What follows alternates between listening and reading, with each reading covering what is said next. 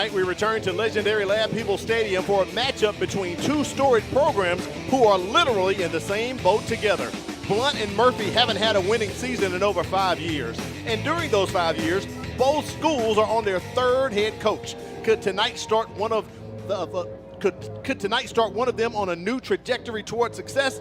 The rubber will meet the road as Blount takes on Murphy for the MCPSS High School Football Game of the Week. Good evening, I'm Al Wheaton, joined by Corey Bounty. We're so glad you're with us. Corey, isn't it ironic? Blount could hand the Crimson Cowboy his first loss tonight. Who is the Crimson Cowboy, folks? It's none other than Shake 20, former high school All-American, Alabama All-American, and NFL player Sherman Williams across the sidelines facing his alma mater. And what you're looking for is out of both of these teams, one of them will come away with their first win and hopefully, like you mentioned, have a lot of momentum coming and moving forward. And we look at what the checklist of things to come for Blount, what they have to do to be successful this evening. They have to create pressure defensively, and that's going to start at the line of scrimmage and in the trenches. They also have to leap out early, and what do I mean by that? They get out to an early and comfortable lead. That's what Coach Nelson is hoping to do. Touchdowns, not turnovers. No, they got to finish strong. Al, what do I mean by that? They have to play 4 quarters of football to go ahead and get their first victory of the season. For Murphy, they must protect the quarterback. They're going to be playing a sophomore quarterback, only getting his second start of the season, so they must make sure that he has time to execute this offense. They have to limit the amount of turnovers that they have to have tonight as well, protecting the pigskin. And the third thing is Murphy movement of the sticks. They must pick up first downs in order to keep the offense on the field and keep the defense well rested. Coach Sherman Williams told us that he wants to make the clock his ally tonight, so get ready. We may see a lot of ground and pound. He's featuring a running back and a fullback. Both of these teams come in averaging only 3 points offensively. They both scored a touchdown in the first week. They both got shut out last week, Corey. Yeah, it's going to be interesting to see what offense steps up to the occasion early. And when we go back and we look at the checklist, exactly what it's going to do to take a team into the second half, to make those adjustments, to get their ultimate first win of the season. Let's check in with Kimberly Dunn, the third member of our team for the BSN weather forecast. We didn't have fake fall this week, Kimberly. The humidity has risen every single day this week. It was pretty warm down there on the field when we talked to the coaches this evening. You're right, Al. I was hoping that fake fall would stick around for a little bit longer, but it's September, it's Mobile, Alabama, and it's football weather. So tonight we will have kickoff at 84 degrees. It will slightly go down by the end of the game to 78, but that's still hot because the humidity is what we always deal with here in the South. We will be starting our kickoff at 70% humidity, and it will rise throughout the game. So we will see how well conditioned these players are for tonight's program. Thank you, Kimberly. We appreciate that. All right, Corey, let's get into your impact players. Find out who's going to have an impact on this ball game tonight. We know both of these teams, they do feature some young players on their team. Absolutely. It's going to be an athlete. Chris Leatherwood, number 1 for the Blount Leopards. He's a senior. We featured him in the game versus Viger as well. He's a verbal commit to North Alabama. Be all over the field. Quarterback, freshman quarterback at that, number 18, Jaden Mills, has to have a big game for the Blount Leopards tonight in order to have momentum going into the open week. And for Murphy, their impact players, athlete number 2, Kamari Davis. He's a sophomore. You'll see him on both sides of the football. And quarterback number 1, Bo Carson. He's a sophomore, going to be calling the signals for the Panthers this evening. Bo Carson, sophomore, gets his second start, as you just said, Corey. Something Coach Williams told us about. He made a switch after the first game, had De Niro Hunt starting the season, but saw something in Carson that he liked. So we're going to keep our eye out on him. As I said, they have a running back, they have a fullback. Not too often I get a 2 deep with a fullback on the list, man. Absolutely. We'll see if they're able to ground and pound and move those sticks tonight for the Panthers. All right, keep it right here. We're going to take a break and come back and bring you the kickoff. It's Murphy and Blount going head-to-head right here at legendary Lad People Stadium for the MCPSS High School Football Game of the Week. Do you have a student who would benefit from a more flexible learning schedule? The MCPSS Academy of Virtual Learning was created for you. It's reimagining education for independent, motivated, responsible learners in grades 6 through 12. Students can take regular, honors, AP, or dual enrollment courses all at their own pace. And virtual learning doesn't mean isolation. Our teachers know their students and frequently work with them one-on-one. Are you ready to learn your way? Visit our website, mcpssvirtuallearning.com. Do you feel alone, overwhelmed, or helpless? There's hope. There's hope. Call or text 988. You don't have to face your crisis alone. If you need a safe space to talk with a trusted adult for support, reach out to your school counselor. Do you need help to make it through everyday struggles? Do you need someone to talk to? Call or text 988. Your social emotional wellness is worth it. Remember, there's hope, there's help. Mobile County Public Schools completes about $100 million in school construction each year. And we're looking for new contractors and construction vendors to help us ensure that all students are learning in top-notch facilities. Is your company interested in becoming a construction vendor for Mobile County Public Schools so you can bid on these projects? We need contractors, plumbers, HVAC installers, roofers, electricians, painters, and more. Follow these steps to become a vendor. Number 1, complete the vendor application online. Under System, select Business, and then under Resources, click Vendor Online Application. Number 2, enter the vendor portal. Click Apply to agree to the terms and click Save and Next. Number 3, enter your business information as prompted. A tax ID number or social security number will be required to complete the application. At the bottom of each page, click Save and Next. To find out what projects are currently open for bidding, visit mcpss.com/bid invitation. Follow MCPSS Facilities Facebook page and email facilities to receive notifications. Complete these easy steps, and your company soon may be part of Team MCPSS.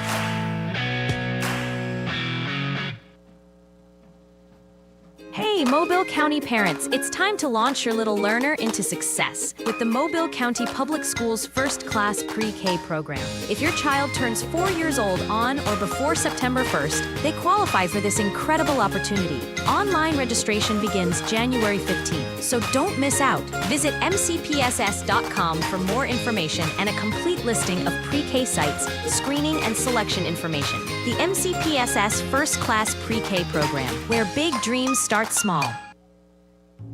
Hey Alexa, tell me about Mobile County Public Schools. With 53,000 students in 90 schools, Mobile County Public Schools equips and empowers college and career-ready graduates. Several MCPSS schools are ranked among Alabama's top 10. Yearly, graduating students earned about $110 million in college scholarships and 10,000 career credentials. MCPSS is learning today, leading tomorrow. Does that answer your question?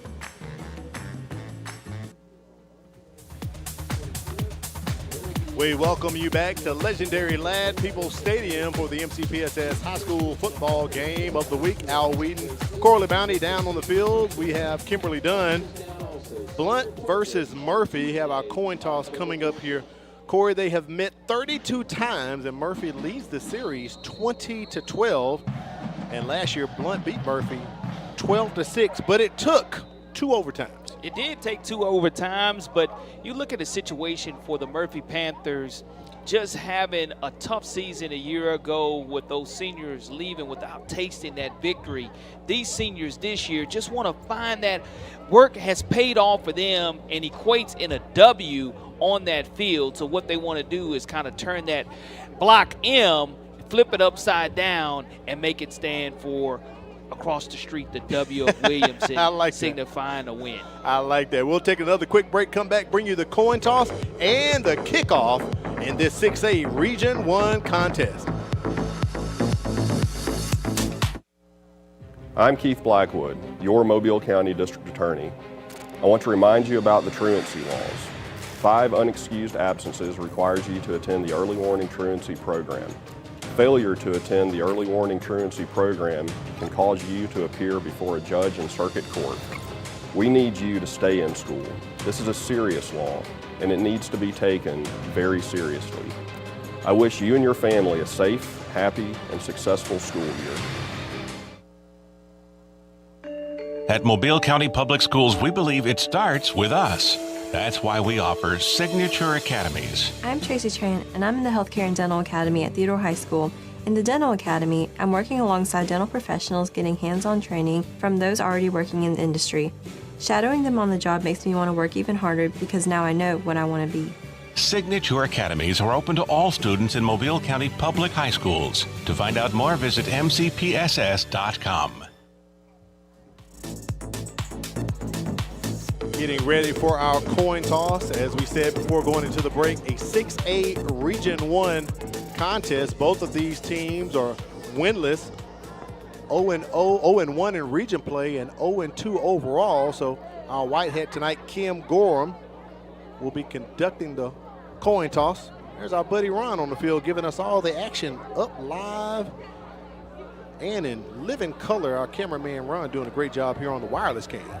Well, I will say this, Al, when you're looking for that first win, you know, being locked into practice is very key. I know we were on a Labor Day weekend, but that didn't keep these teams away from making sure that they prepared, trying to get their first win of the season. No doubt about it. We had to do our homework as well, of course. So let's see what's going to take place here. Who's going to win the coin toss and who will get the ball and who will defer. We expect sportsmanlike conduct all night long, okay? Blue talks to blue, white talks to white. Let's have a good, clean ball game. Everybody have fun, all right? Yes, sir. Get this coin out of my pocket. All right, guys, we got an old silver dollar. That's heads, that's tails. I need you to call it for me while it's in the air, all right? And he called heads, and it's heads. All right, they want the ball. What goal y'all want to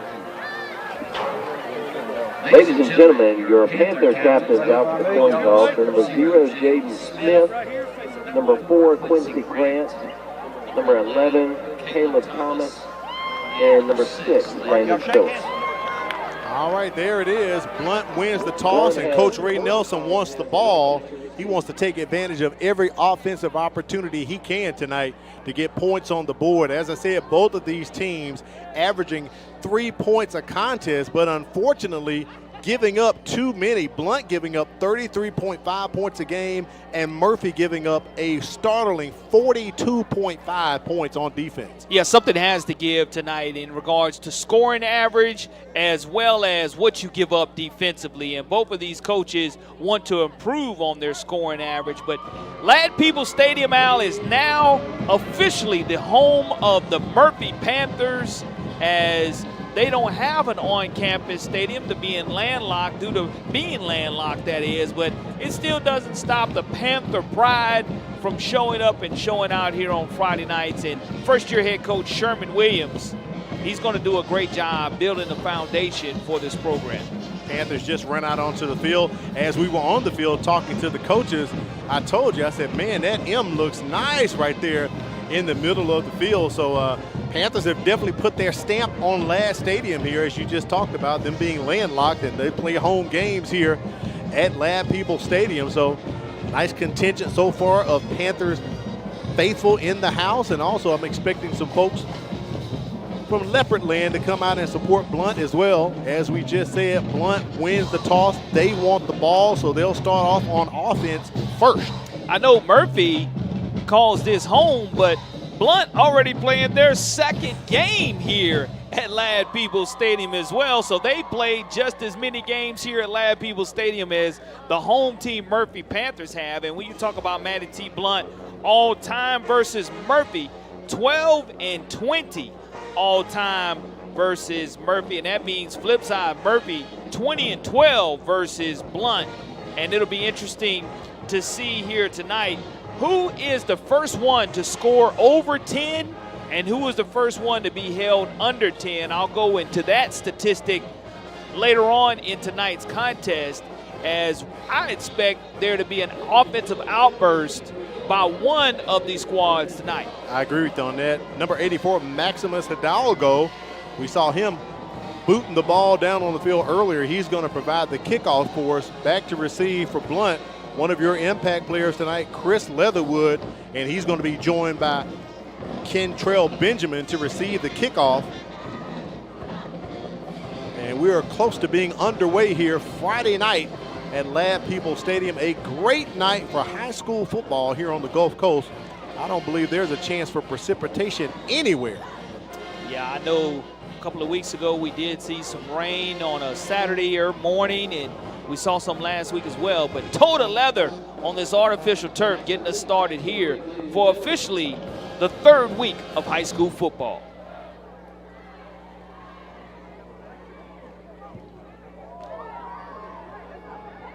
Doggo boots it, taken by Benjamin around the 10-yard line.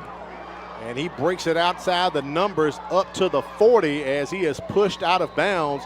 Blount's going to have great field position. Let's take a look at their offense. Leading Blount onto the field is freshman quarterback Jaden Mills. He's completed 50% of his pass attempts, has one interception. He'll try to hook up with receivers Darius Brown and Kyron Richardson. Brown leads the Leopards in receptions with 9, and Richardson is averaging 14 yards a catch. Up front is an experienced line averaging 278 pounds with big left guard Stephen Green checking in at 327 pounds. The Leopards are +1 in turnover margin. And Corey, I believe there was a flag on the play on that kickoff. That's right, on the far sidelines, right in front of Blount's bench, and they'll go ahead and mark that one off. And it will be 1st and 10 for the Matty T. Blount Leopards from their own 25-yard line, led by their freshman quarterback, Jaden Jones Mills, 6'2", 175-pound freshman. He's 24 out of 48 on the season for 286 yards, and we'll see him start off in the gun. Handoff up the middle goes Kevon Johnson, leading rusher for the Leopards. They're going to give him credit for about 1 yard there, so it'll bring up 2nd and 9 here for Blount. Stopped by KT Thomas, the Mike linebacker, 6 foot, 170-pound junior. 15th tackle of the season he will get credit for, and just a small smidgen of yardage there for the Leopards. Back to Johnson they go again. Boy, he went right up the A-gap. Look at him barreling north and south, and he's going to pick up a 1st down, and the chains will move for Blount. Just a high upright runner, and he was able to go ahead and lower the boom there on Kamari Davis. You look at that replay, great push and pull by the offensive line, and he just goes ahead and makes and bowls over. Quick tempo by Blount. That was a 13-yard run right there by Johnson. They go at it again. He gets it up to the 44.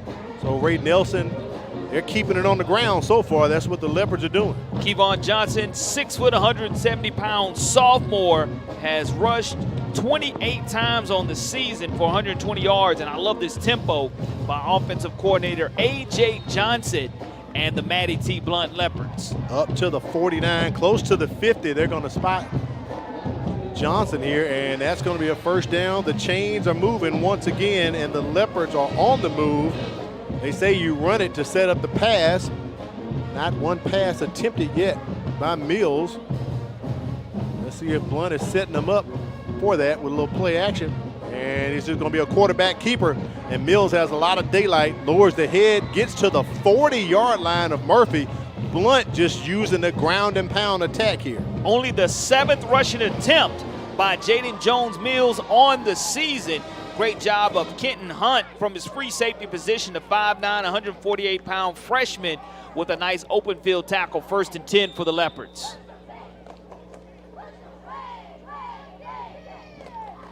Whistle on the field. Number 52, Robert Malone, is going out of the game.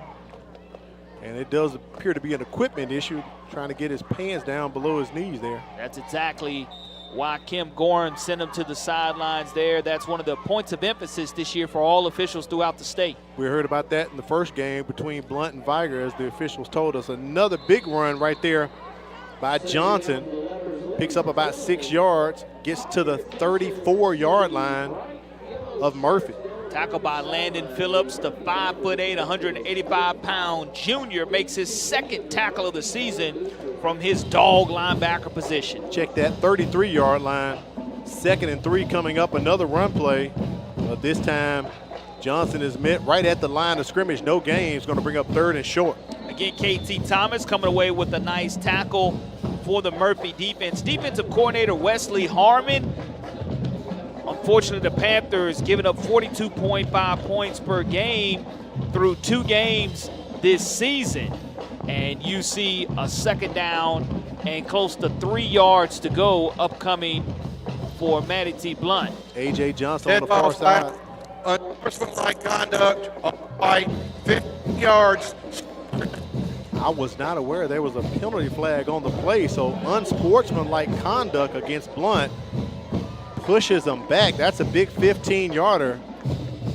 So it's going to set up 2nd and long here for the Leopards. Ball will be spotted right at the 48-yard line of the Panthers. And here's your shotgun for the freshman Jake Jones-Mills. Down marker says 3rd down. First pass of the ball game for Blount. Pass incomplete. Naheem Thomas, the Intended Dream for Thomas. Naheem the Dream Thomas. I thought it was 2nd down to replay, but I didn't know we had run 3rd down yet, Corey. So it might have been post-possession there Could have after been. the play. Maybe and it was. Unsportsmanlike for something to have been called after the 3rd down, which brought up 4th down in this situation here. But a good opening drive that got into Panther territory is going to stall out for offensive coordinator A.J. Johnson. Kamari Davis and David Kennedy back to receive this punt. Kingston Prowell boots it. And the Panthers are going to stay away from it, so they'll get the ball at about the 12 or 13. Let's take a look at this Murphy offense, led by quarterback Bo Carson, getting his 2nd start tonight. He hasn't thrown much, so he'll rely heavily on the run game, with senior running back Quincy Grant receiving the bulk of the carries. When Carson does throw, look for him to connect with leading receiver Elijah Allen, who averages 21 yards a catch. Up front, the Panthers average 265 pounds across the line and are all underclassmen, with Southmore left guard Maurice Washington checking in at a hefty 316. Murphy is -1 in turnover margin. We did find out that Aubrey Dale is actually a senior left tackle, just added to the squad this week. So they have a little bit of experience on this line, but it's a young line and a young Murphy Panthers team, Corey. It really is. You take over at your own 23. What you want to do is stay ahead of the sticks. If you're Bo Carson, find a way for these 3 freshmen, senior, and sophomore offensive linemen to dominate and protect in the trenches. Different look, trip receivers as they try to hand off, but they are just squashed at the line by the Leopards. Quincy Grant, 8 up. That's a tackle for loss. They lose about 5 or 6 on that play. Great job of Jarrett Hill Yates shooting the gap, being able to come away with a big-time tackle for the Blount Leopards. And again, also having help from his teammate, Malachi Wilson. So we'll see exactly here where Murphy is playing behind the sticks with a young quarterback and a young offensive line. That's not somewhere that head coach Sherman Williams would like to be. 5-yard loss on the play, 2nd and 15, ball at the 18-yard line. Pressure on Carson. Look at the pressure from the Leopards. The young man cannot get rid of it as he is sacked at the 5-yard line by a gaggle of Leopards. Cam Lang, 5'9", 154-pound star linebacker. He's a senior, comes and makes the sack from the weak side, trying to roll away from the pressure with Bo Carson. And now that's going to bring up 3rd down and forever for the Murphy Panthers. In this situation, though, you want to make sure you don't get a safety and that you roll the pocket, because in the trenches right now, Blount is able to get great penetration against this young offensive line. Officially, it's 3rd and 28, ball at the 5. They get a clean handoff, but Grant just runs into a wall behind his line of scrimmage. Probably the smartest thing Carson could have done. It was a good quarterback to running back exchange, but it brings up 4th down, and on comes the special team crew. Elijah Allen should be heading back to punt for Murphy. And Blount setting up inside the Murphy 35-yard line. Elijah Allen only averaging 22 yards per punt. But the biggest thing in this special team situation is the center to punter exchange. It has to be clean because the pressure is coming quickly by Blount. Naheem Thomas and Chris Leatherwood back to receive. Allen gets it off a line drive. Bounces right in front of Leatherwood. That's a live ball. Johnny on the spot right there to recover it for Blount, number 12, Aaron Vassell. Let's take a look at the Blount defense. Take a look at that Murphy defense. The Panthers play a 4-2-5 with Mike linebacker Caleb Thomas leading the team in solo tackles. Helping out from his nickel position will be Kamari Davis, one of our impact players. He's third on the team in tackles. Bandit rusher Torrance Joyner has the Panthers' only sack this season and has recovered 2 fumbles. Helping from the secondary is cornerback Jackson Smiley, who is tied for second in tackles for the Panthers. Murphy averages 213 pounds across their defensive front, and we are at our heat timeout at 5:59. Kim Gorham is not playing about the time tonight, Corey. Exactly 5:59, we have the heat timeout. And that's a situation to where if you're Murphy, you were able to flip the field just a little end-over-end punt that almost became disastrous for the Blount Leopards, but they'll take over here on their second offensive possession. And again, offensive coordinator AT Johnson will have a chance to call the plays as the offensive coordinator. Third-year head coach Ramon Nelson, we call him Ray Nelson, a graduate of Theodore High School, and in his third year at Matty T, looking to put together a nice scoring drive as they're deep in Panther territory at the 35. Trip receivers to the top for Blount, and they run it right up the gut, north and south once again. Kevon Johnson picks up about 8 or 9 on that carry. Gets to the second level where Mike linebacker, KT Thomas, 6 foot, 170-pound junior, makes the stop. But again, tempo by these Leopards, trips formation to the top. 1st and 10, they give them the first down, set up a screen. Great catch right there brought in by the Leopards, Darius Brown. And he should be close to another first down marker, and the chains are moving again for the Leopards. Great play design by offensive coordinator A.J. Johnson, getting out of the hands quick of Mills, finds Brown for his 10th reception of the season. 5'8", 135-pound senior in the red zone area for the Leopards. Ball at the 13-yard line of Murphy. Back to Johnson. He goes behind his big offensive line, running right behind number 75 for Blount, making room right up the middle. Nice gain for Johnson. And we've seen 11 on 11, number 11 in blue versus number 11 on white several times tonight, but that means that the Leopards are able to get to the second level past the defensive lineman, and now Blount again quickly on 2nd and 7. Back to Johnson they go again. Tackle behind the line of scrimmage, a 1-yard loss. Bring up 3rd down and 8 here for Blount.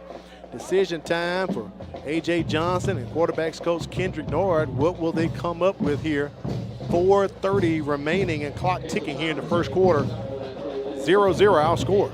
Torrance Joyner and KT Thomas on the tackle.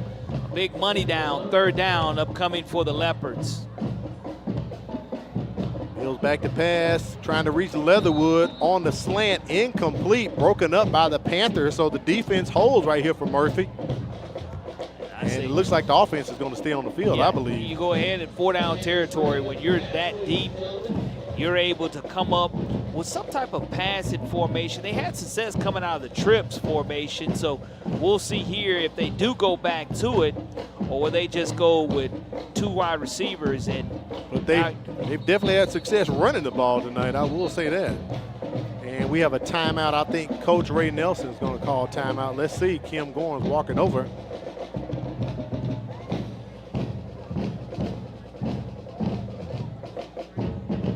Never saw Kim Gorham actually signal. I want to say they're talking about what down it is. And I believe they are discussing.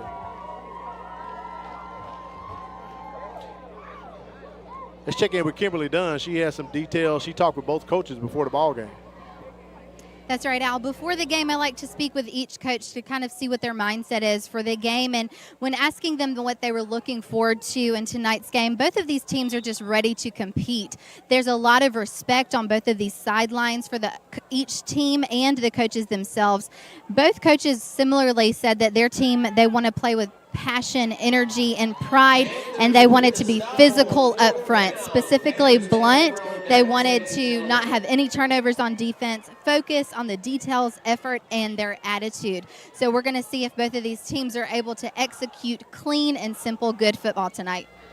Appreciate that, Kim. Murphy holds, ball over on downs. It was 4th down. A little bit interesting there. That official timeout was to discuss. The line marker said, and the yard marker said 3rd, but it was 4th down. But you don't take your shot into the end zone on 4th down there. You're on the 13-yard line, and you know in that situation, unless Murphy has a bust in the secondary, go ahead and take your shot to the end zone. So a little bit surprised there that Blount did not take that opportunity to do so. Did not at all.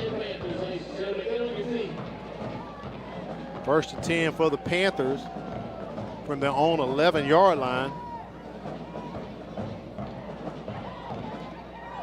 And that goes nowhere for Quincy Grant. Let's take a look at that Blount defense. The Leopards returned 7 defensive starters from last year's squad. Up front, nose guard Kingston Tank Massey anchors a line averaging just 207 pounds. Will linebacker Ryan Williams leads Blount in tackles and sacks with 2. Sam linebacker Cam Lang helps shut down the middle as Blount's second leading tackler. In the Leopards secondary, free safety Dre White has 1 pick and is tied with North Alabama commit Chris Leatherwood with 13 tackles each. That tall sweep got blown up early and great penetration. Jordan Gully, 5'9", 160-pound junior, was able to get into the backfield to disrupt things and waited on Jarrett Hill Yates to clean things up from his defensive end position. But now you're looking at close to 2nd down and 19 yards to go for the Panthers from their own 3-yard line, with the very young quarterback only in his 2nd career start calling the signals. That was an 8-yard loss on the play.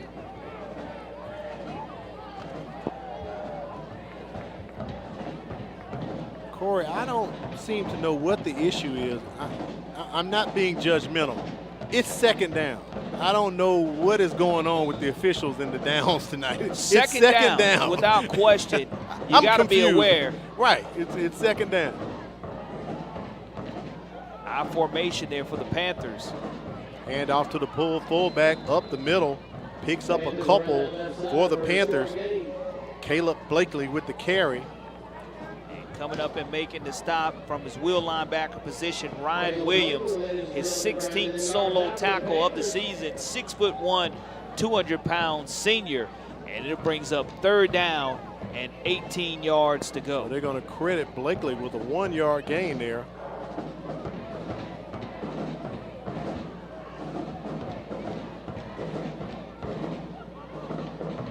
Fumble snap from the center. Carson falls on it. They're going to tackle him at the 2, and it'll be 4th down once again here for the Leopards. So this series not very good at all for Murphy. 4th and 19 upcoming for the Panthers.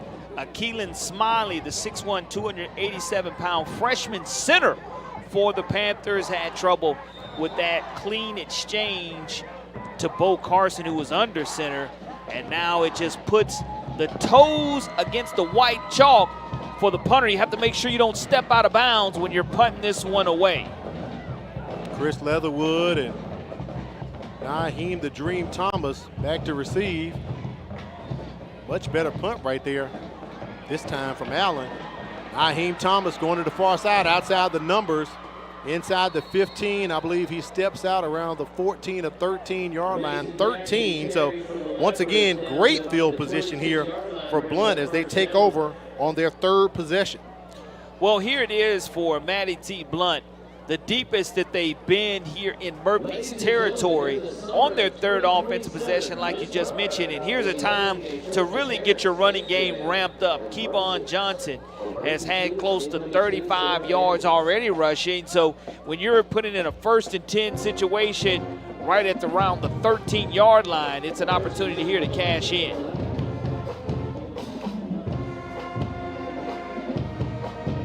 Play clock under 10 seconds. They're going to the fade route in the corner, and that's going to be a touchdown. 13-yard pitch and catch from Mills to Naheem the Dream Thomas. Naheem Thomas with his 5th reception of the season, his first time to get into the box. 6'3", 180-pound senior put 6 points on the board here late in the first quarter for the Leopards. Kingston Prowell on for the extra point.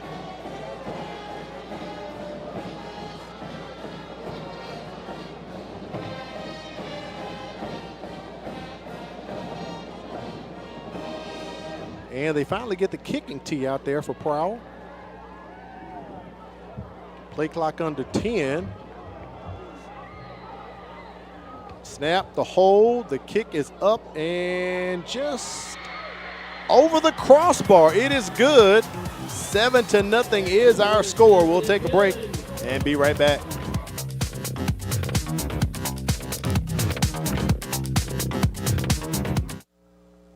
Looking for unforgettable food and flawless service for your next event? Woodyard Catering is Mobile's top choice for personal chefs and customized catering. From weddings and baby showers to funerals and private dinners, we bring delicious, handcrafted dishes made with the freshest ingredients. Reliable, friendly, full of flavor. Whatever the occasion, we serve it with care. Call Woodyard Catering today, because every event deserves a taste of excellence.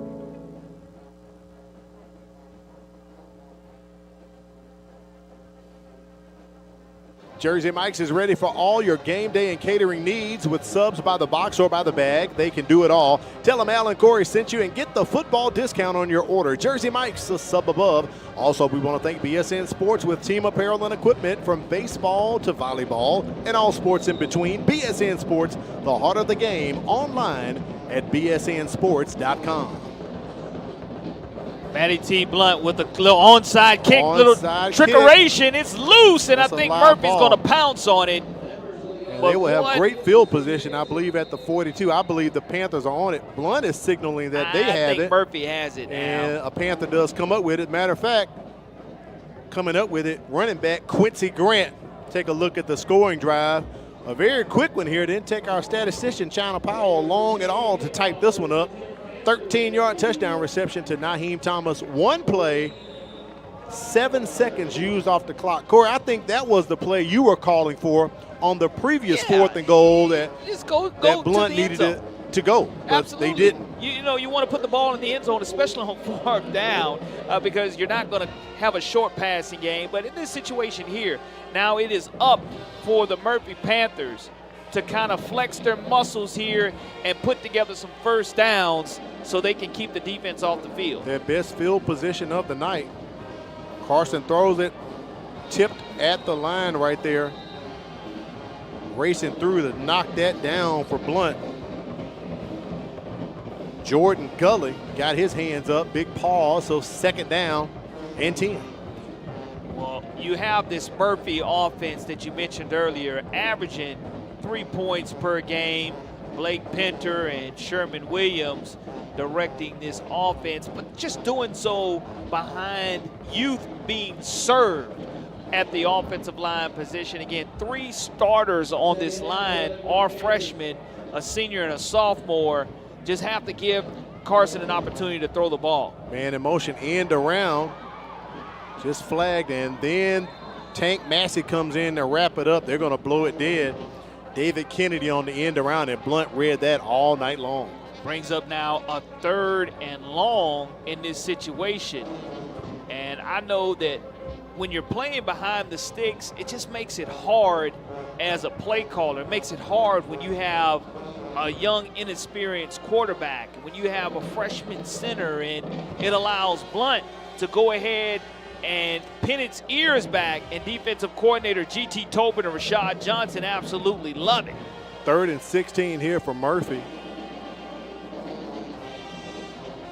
Carson, pressure on him, and he is going to be sacked for a loss. 2nd sack tonight for the Leopards. And that's what you have to do if you're the offensive line. Just give them enough time, and if you don't, you're in a situation to where it's tough. And we'll be ending the quarter on our first sack of the Murphy Panthers. They're leading 7-0. Blount over Murphy. We'll be right back for second quarter action. So I wasn't ready for my math test. Didn't know that it was going to come to this. I mean, it was just a phone call so I could get out of testing. Threatening harm to a school, even as a prank, is a crime. Mobile County law enforcement treats school threats seriously, leading to investigations, arrests, and legal consequences. Think before you act. One moment of bad judgment can have lasting consequences. If you see something, say something. Speak up. At Genuine Bling, discover stunning fashion jewelry that turns heads for just $5. That's right, $5. From bold statement pieces to everyday sparkle, we've got the bling. So why wait? Treat yourself, your friends, or your entire wardrobe. Fashion fun for just $5. And don't miss the Bling Live. Join Charmaine Watson on Facebook, Sunday, Monday, Tuesday, and Thursday at 7 p.m. for exclusive pieces, styles tips, and surprise deals. Genuine Bling, where fashion only costs $5. Get ready for more spikes, digs, and dinks. It's volleyball action with the MCPSS High School Volleyball Game of the Week. Davidson traveling down to Bryant. Check out Nancy Shoquist and Nicole Keyshock this Wednesday, 5:30 p.m. for all the volleyball action. It's that time of the year to where you have cross country, you have volleyball, you have football, all these beginning of the year sports cranking up here in the MCPSS. Naheem Thomas, Chris Leatherwood back to receive the punt.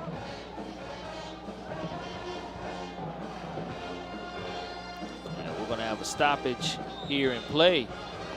Coach Nelson giving the officials an earful there before it saw that signal in for play. I think we might be ready now. Kim Gorham, our right head tonight, backed up by Joseph Whitney, Kerry Simon, Ryan Greer, T.J. Roberts, Mark McClendon, and Clarence Jose, our crew, working this ball game. Allen gets off a nice punt, a little backspin on it. Blount stays away from it. They'll have some decent field position here. Ball being placed at the 36-yard line of the Leopards. Well, here it is for Murphy's defense. You had A.J. Johnson to call his shot, which was a 13-yard pass attempt for the last completion and touchdown for the Leopards. And here it is. I wouldn't be surprised if they go right back to number 6 again, or number 2. Back to Naheem Thomas or Darius Brown, one of the two. You've had success there, and you've had also success giving the pigskin to Kevon Johnson. So let's see the type of personnel they put into the game. Rakelius Reese, the 5'10", 185-pound senior running back, checks in deepest for the Leopards also.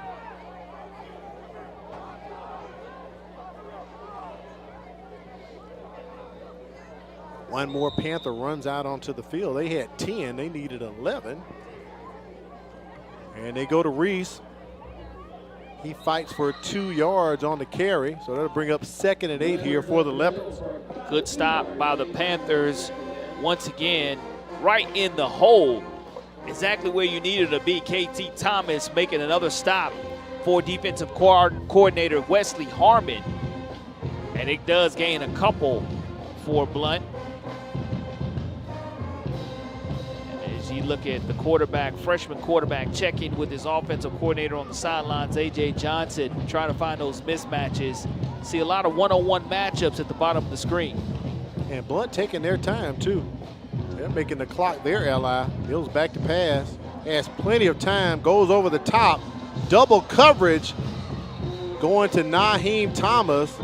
And pass broken up by the Panther secondary. Jackson Smiley, the 5'11", 176-pound senior. Roughing the passer. Is going to get credit for that deflection. But unfortunately for the Panthers, when they go ahead and bring up a wasted down for Blount, you get called with a penalty that's going to cost you yardage. 15-yarder coming up. Panthers shoot themselves in the foot. Great defense here. Let's see the replay. And there's the hit right there. Cannot do that. He clearly had thrown the ball and released it by at least 1 second before Chase Poe the nose tackle at 5'8", 243 pounds. Those are the kind that are just coach killers in regards that Sherman Williams is already ball-headed, but it'll definitely make you go ahead and scratch your eyebrows too. Ball placed at the 47-yard line of Murphy. Blount keeps it on the ground once again. Picks up about 5 or 6 on the carry. Second down and about 4 coming up here for the Leopards. Long 5 here for Blount, but they have the matchups that they want at the wide receiver position. And right. You look at the ground game in the trenches, they have it there as well. Play action overthrown to Naheem Thomas a bit high from the QB. Takes the Leopards to third down. Money down for the Panthers, and this is the down to where if you knock the ball away, you just don't want to commit a penalty like you did moments ago to give a free first downs to this Leopard squad. I mean, you come away here with a stop, Blount would have to flip the field and try to pin you deep, and it's just a momentum booster if Murphy's able to come away with some type of defensive stop and make a play. It's going to start in the trenches, though, Al. Trip receivers to the top for the Leopards. They're just going to toss it out to Kevon Johnson. And will he have enough? He's going to be close. And from where I can tell with my binoculars, this should be a first down. He's going to have enough on a nice little dump screen pass, or a little swing pass, rather, to your back coming out of the backfield. And Johnson has shown that he can catch the football as well as rush the football. That's his second reception of the season, and it will be good enough for another Matty T. Blount first down. The clock continues to run, and the ball will be spotted at the 36-yard line, but not before we have a stoppage in play. We have whistles.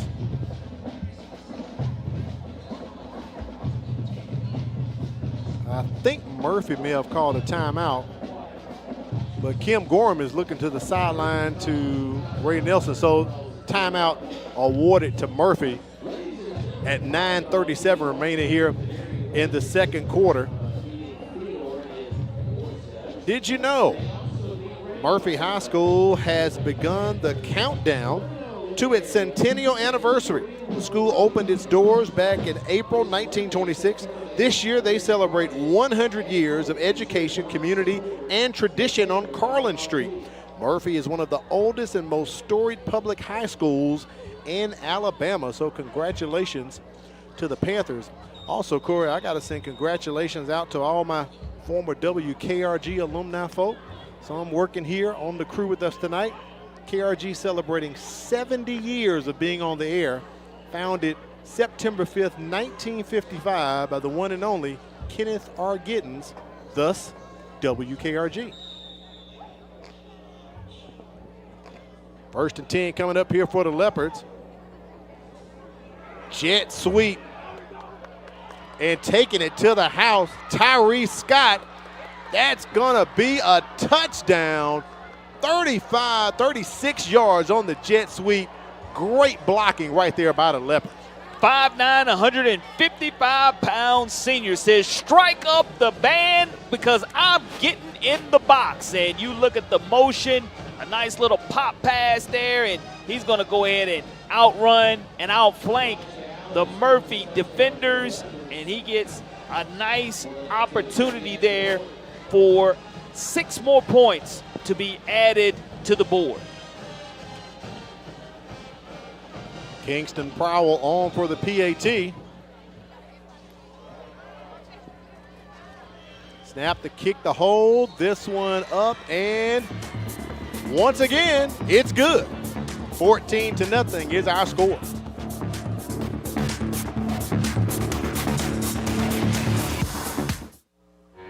Mobile County Public Schools' Signature Academy program is here to help those students who want to jumpstart their career right out of high school.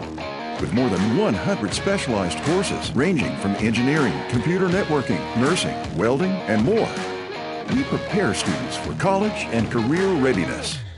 To learn more, log on to MCPSS.com. Mobile County Public Schools' Signature Academy program, preparing students for life.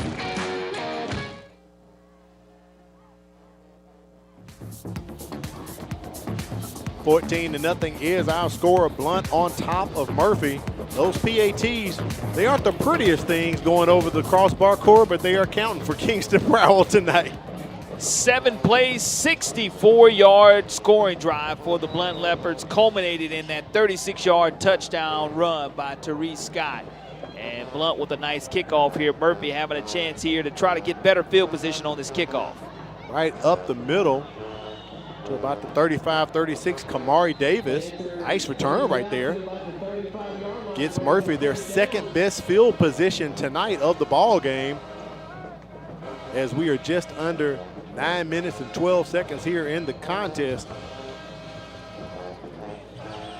Well, this is a situation, Al, that you mentioned. We know how we have the heat timeout coming at the 6-minute mark, but Murphy needs to find a way to keep their offense on the field until we do have that heat timeout. That means stringing together at least 1 or 2 first downs in this series. Yeah, you want to get some type of momentum. You want to make the clock your ally and try to keep this Blount offense off of the field if you can. Pressure on Carson. He unloads it and makes the completion to Elijah Allen. About a 2-yard completion right there. Set up 2nd and 8. Yeah, that's what you want in this situation. You definitely want an opportunity to get positive yardage, and you roll the pocket out for Bo Carson, and he's able to find Elijah Allen sitting down, and 2 yards positive yardage with the clock still ticking. Pressure once again. Up the middle goes Carson. That was a smart move. Picks up the first down, holds on to the pigskin, and stands up and points. Probably the largest offensive gain tonight by the Panthers. You see the speed of the former cornerback. Bo Carson converted the quarterback. Christopher Leatherwood makes a touchdown-saving tackle for the Blount Leopards, and that's what I'm talking about. That Murphy momentum stringing together and moving the sticks here before the 6-minute heat timeout. 1st and 10 from the Blount 47. Pressure on Carson. He throws it up incomplete, but we do have a flag on the play.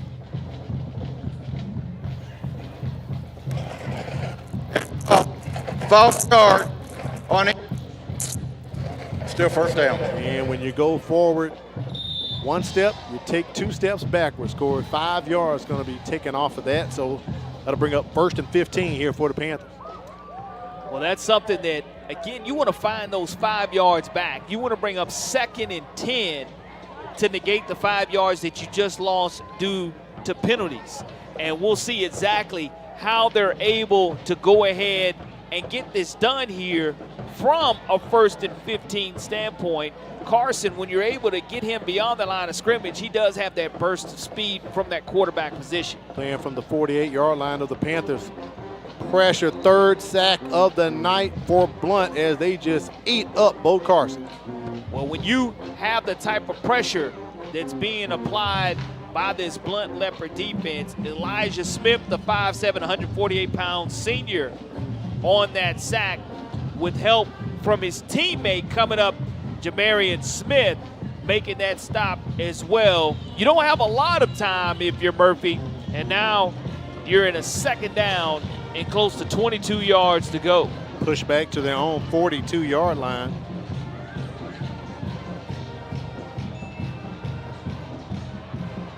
Just an all out. I can't say it was a blitz. They just encapsulated the offensive line. We had 1, 2, 3, 4 Leopards running after Carson. Star linebacker Cam Lane with a sack there. He just comes untouched, and you just don't have any pocket protection. He doesn't have anywhere to go, nowhere to throw the ball, and that's just attributed to 3 freshman offensive linemen that just have not been able to give him enough time. And the veteran defense, led by G.T. Tolbert and Rashad Johnson, defensive coordinators, knowing that they're going to send more than you can block, and the inexperience showed on that play. Just too much pressure for the offensive line. 3rd and a country mile, and we have a stoppage. I think Murphy calls timeout. Coach Sherman Williams wants to talk about it. We are at the 6-minute mark. Let's see if they actually charge him with the timeout or if Kim Gorham will give him a mulligan and make it a heat timeout. It is 3rd and 30 when we do come back from this play. We are timeout on the field. I'm just going to say it's Murphy's timeout for the most part. Let's take it down to the field, check in with Kimberly Dunn. Looks like she has a guest with her.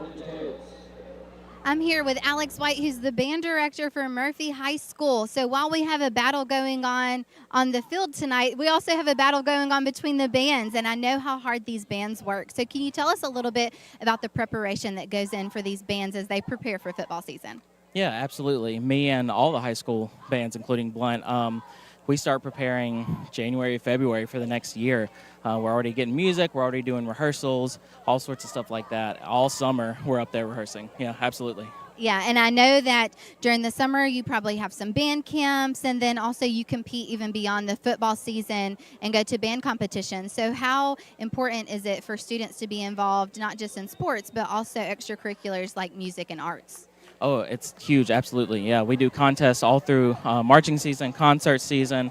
We're always doing extra stuff. It keeps kids engaged, wanting to come to school. Music and arts, there's a billion studies showing its, helpfulness with education in their grades. So I think it's huge. Yeah.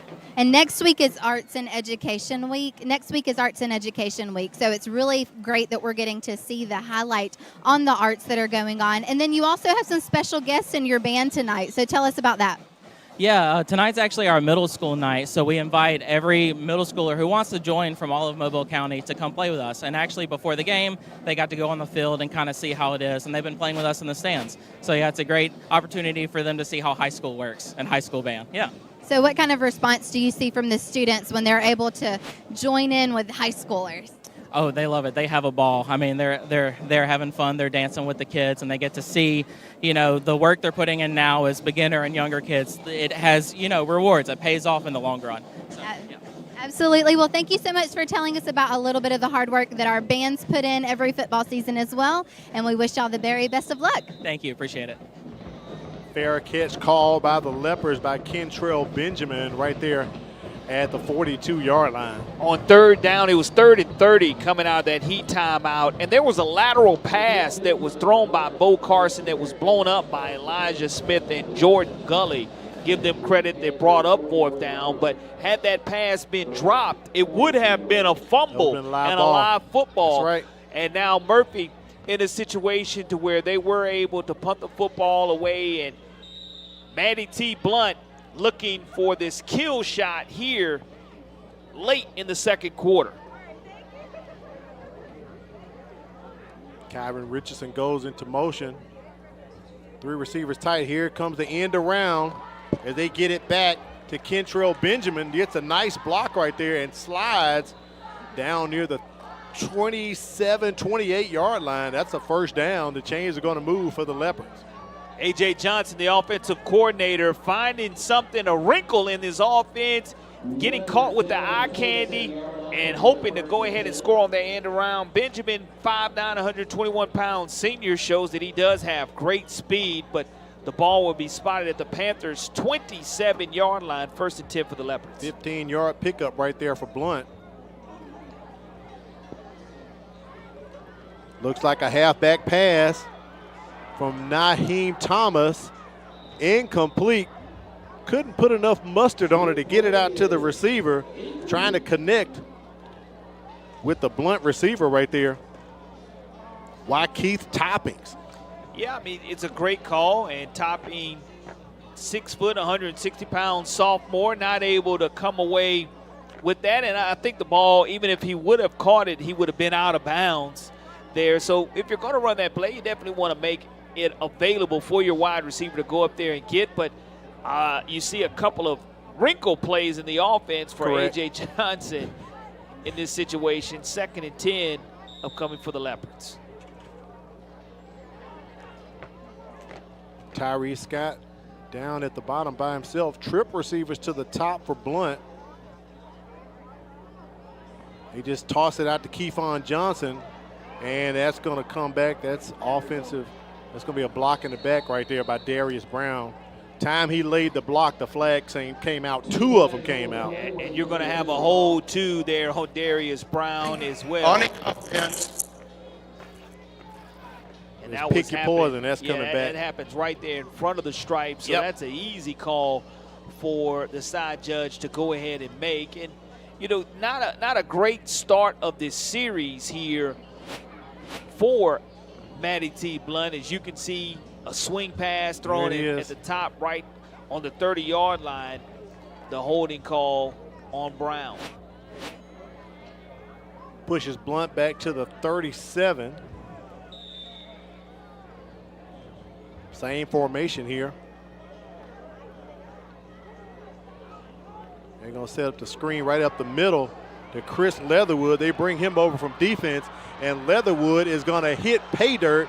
That's going to be a touchdown for the Blount Leopards. Chris Leatherwood, he is an impact player, and you can see why this young man is listed as an athlete. The 6'1", 148-pound senior. He's a wide receiver. He's a running back.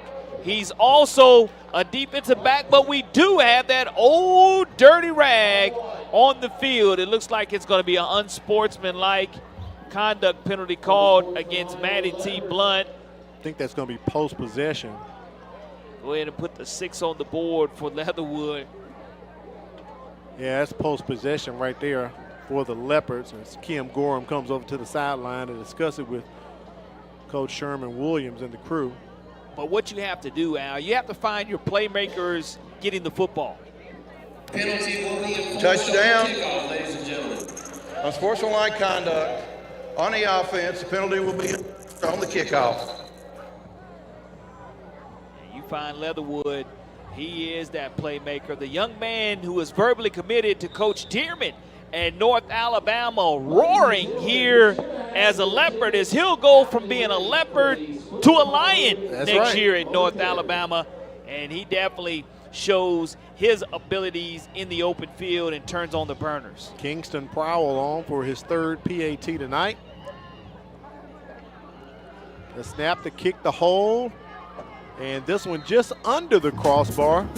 Our score 20-0. Blount all in control of this ball game. Leatherwood taking it to the house, Al. 6 more for the Leopards.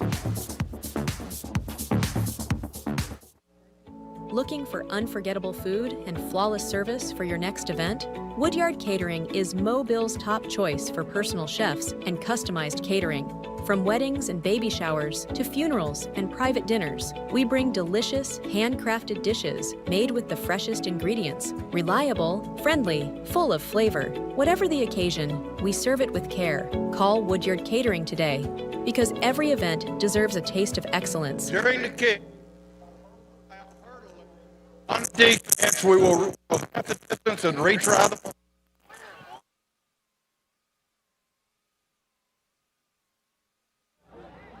We're going to have a retry on the extra point for Blount. Like a personal foul being I called. I believe so. Ladies and gentlemen, ticket number 915-2118. So Prowell will get another opportunity to try to stay perfect tonight on his PATs. Maybe that could have been a frustration penalty against one of the Panthers or something. So Prowell's going to come back and get a do-over, or as my golf buddy Matt Moore likes to say, a mulligan, but no. Coach Ray Nelson's going for 2.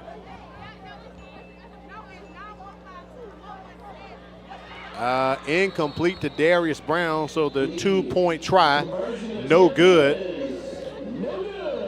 Take a look at the next 3 games coming up here for the MCPSS TV network. Next week, we're going up the road to Highway 45. It'll be Williamson taking on Citronelle. And then the week after that, our first trip out to Sims. 7A matchup. Matter of fact, our first 7A ball game, Corey. Foley and MGM.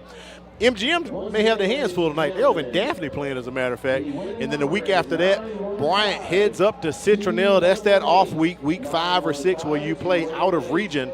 All games, pregame starts at 6:50. So check us out in the next 3 weeks right here on the MCPSS TV network. Don't forget, coming up, Kimberly Dunn's going to try to get a winner with the Chick-fil-A halftime trivia challenge. Maybe we'll hear the cow go moo. There he is, right on cue. So stick around for that. Coming up at the half, the Chick-fil-A halftime trivia challenge.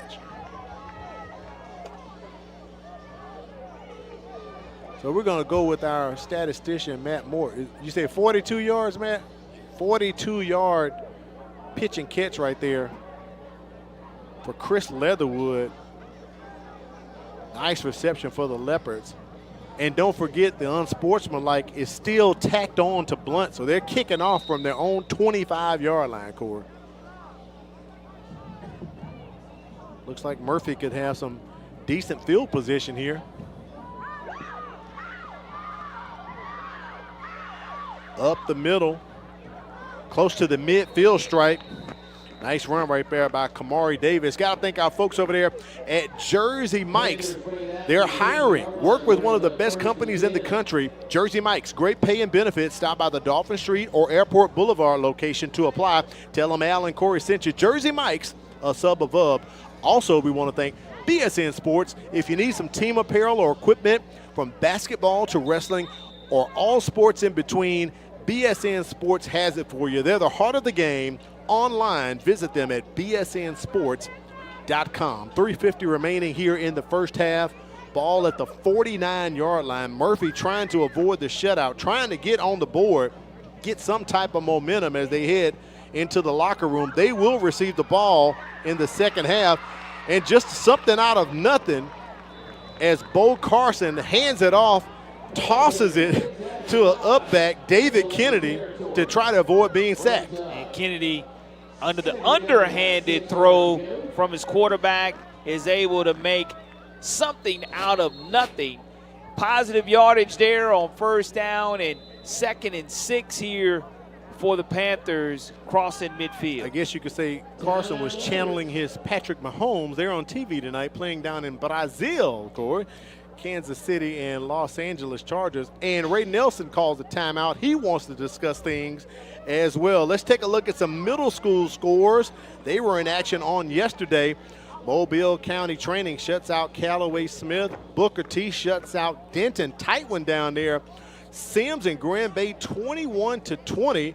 Causey edges Burns 14-12. Alba defeats Hankins 12-8. Williamson Prep defeated our good friend Matt Moore over there at Pillins 8-0. And look at Phillips Prep putting it all on Chastain. Pitching a shutout, 26-0. Don't forget the middle school championship games coming up October 16th. Corey, we always love that one. The small division, large division, basically the future of high school football, what we're looking at right now. Yeah, we've seen a lot of these high school players that come in and play as freshmen or sophomores. We have called their middle school championship games and be impact players already at the high school level. Murphy trying to make an impact here before the half ends. Trip receivers to the top for the Panthers. Pressure on Carson. He tries to go up the middle. 4th sack of the night for the Leopards. And Carson goes down. I don't know if he's hurt or not. He's taking his time to get up real slow. And the pressure just continues to come for the Leopards as the pocket collapses. Defensive end, 6'1", 200-pound junior Jarrett Hill Yates makes that stop for the Blount defense. Blount comes into tonight's ball game dressing out about 55 to 60 players. They have 21 seniors on this squad, returning 7 on offense and 7 on defense. 3rd and 11 coming up here for the Panthers. David Kennedy goes into motion. Carson going to air it out. Has a guy, that's double coverage. And they're fighting over the moon pie. One guy had the interception and the other Leopard got in the way, Corey. So we're going to say little defensive maneuvering. You know, we can't fight over the moon pie because somebody's got to get the moon pie, man. Yeah, I mean, when it's a jump ball in that situation, you just want to make sure that if you know it's your teammate, friendly fire, so to speak, you go ahead and you give that one up, and unable to do so. 4th down, though, it's going to be a situation now. We'll see if the return game is going to be up to par for the Leopards as well. Back to receive, Naheem Thomas. Thomas going to take it on the bounce. Feels it just inside of the 20-yard line, I believe at the 19 or 18 as we approach 2 minutes remaining here in the first half. A half pretty much dominated by Blount tonight. No turnovers, surprisingly. They have put the pressure on Carson from that defensive line of Blount tonight. Well, here it is now. The Matty T. Blount offense is just going to call their shot. They're going to run their 2-minute offense for sure. And we saw them surrender points in the Viger contest to open the season. Correct. When they were on defense. Now they're having an opportunity to do something that every high school team, college team, peewee team does. A 2-minute drill here from your own deep territory. Ball on the 18-yard line. Pass just scooped up off the fingertips of the shoestrings right there. Kyron Richardson.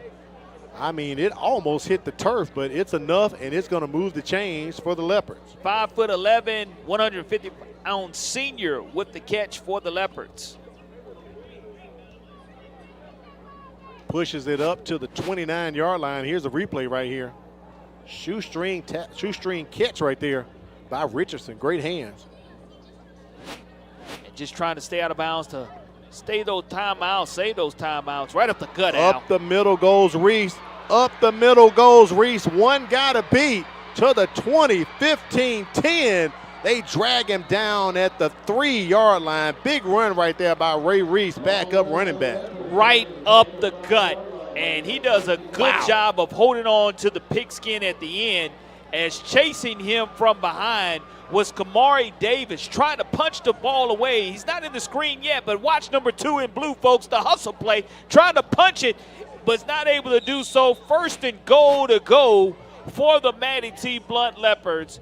From inside the 4-yard line is where they're going to start from. First to go from the 4. Approaching 90 seconds remain. They're going to see if Reese can pay it off. No gain on the play appears to be. Well, they're giving credit for 1. Second and goal coming up here for Blount, and the clock is ticking. Matty T. Blount with 2 timeouts remaining here deep inside Panthers red zone territory, knocking on the door, trying to add 6 more. They go back to Reese. No. Quarterback Jaden Mills keeps it himself. His forward progress stopped at the 1-yard line. So it'll be 3rd and goal here for the Leopards. And we'll see now the big offensive line. You can just get under center here and have a nice quarterback keeper, as it's going to be at the 1-yard line. They're going to call timeout. There it is right there. Coach Ray Nelson calls a timeout, wants to discuss things.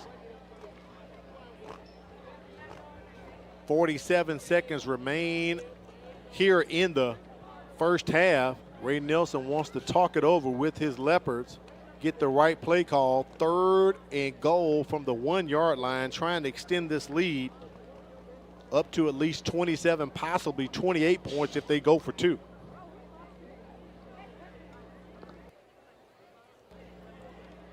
Murphy comes into the ball game tonight dressing out about 50 players. They have 8 seniors on the squad, return 2 on offense and none on defense. So a very young Murphy Panthers team that Coach Sherman Williams has in his first year here as the head coach at Murphy, an alumnus of Blount High School where he won a state championship as well. So Blount comes out on the field, 3rd and goal, ball at the 1-yard line.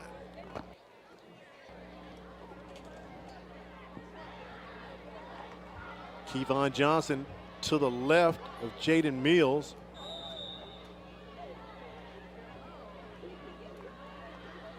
They hand it off to Johnson, and up the middle he goes. That's going to be a 1-yard score as Blount hits Pater once again.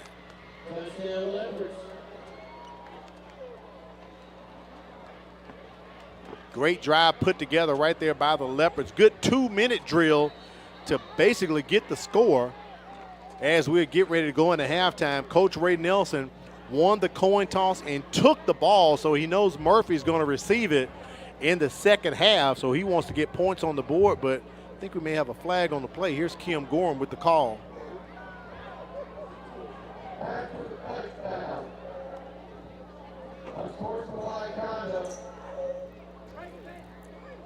So prior to the touchdown, or post of the touchdown, he said the touchdown does count. Another unsportsmanlike conduct penalty called. Here's the replay. Right up the middle goes Kevon Johnson. Yeah, great push by the offensive line. You look at Tristan Harden-Roberts, Stephen Green, Kingston Prowl, Mitchell York, and Cameron Williams. The big uglies up front making sure that pay dirt is hit by their running back, adding 6 more to the board. And coming up at halftime, these beautiful young ladies that work hard for Coach Spriggs there at Maddie T. Blount will be putting on a wonderful halftime performance. And it looks like Coach Ray Nelson's going to go for 2 again. Try to make it 28-0 our score. And we have flags, a delay of game called against Blount. You know, Al, that was a great game on the offense. 5-play, 82-yard drive there in a 2-minute drill situation. And you look in the first half, Keevon Johnson over 100 yards rushing for Maddie T. Blount. As a matter of fact, Matt Moore just let me know he has 116 yards. I can believe that. Rushing in the first half, so pretty impressive numbers. After the penalty walked off, the 2-point try. Mills going to throw it back across his body, incomplete. So the try no good. Our score 26-0. Blount all on top of Murphy. Let's take a break, and we'll be back with more action. You're watching the MCPSS High School Football Game of the Week. Hey, Mobile County parents, it's time to launch your little learner into success with the Mobile County Public Schools First Class Pre-K program. If your child turns 4 years old on or before September 1st, they qualify for this incredible opportunity. Online registration begins January 15th, so don't miss out. Visit MCPSS.com for more information and a complete listing of pre-K sites, screening and selection information. The MCPSS First Class Pre-K program, where big dreams start small. At Genuine Bling, discover stunning fashion jewelry that turns heads for just $5. That's right, $5. From bold statement pieces to everyday sparkle, we've got the bling. So why wait? Treat yourself, your friends, or your entire wardrobe. Fashion fun for just $5. And don't miss the bling live. Join Charmaine Watson on Facebook, Sunday, Monday, Tuesday, and Thursday at 7 p.m. for exclusive pieces, styles tips, and surprise deals. Genuine Bling, where fashion only costs $5.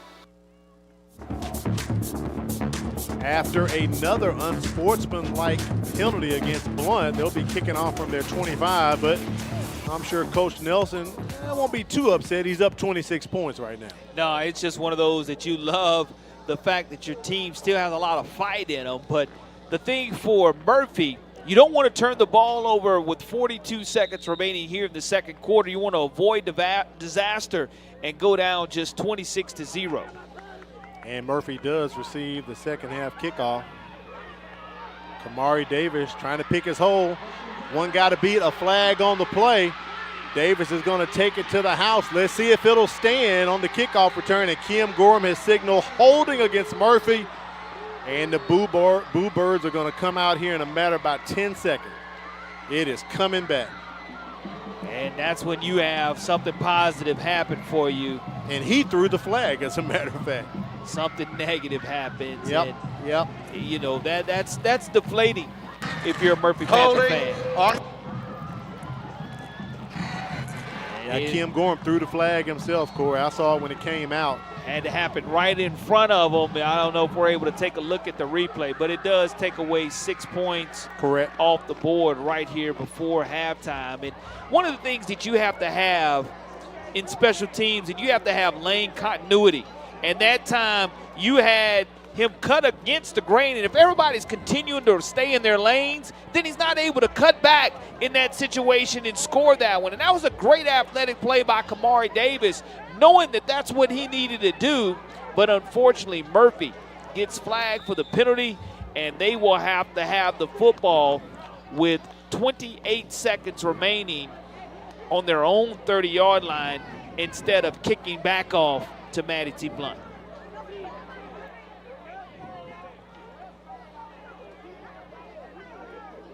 Carson under center. And they're just going to keep it on the ground, and they just swallow up Grant, as that's probably going to be our last play. But no, flags on the play.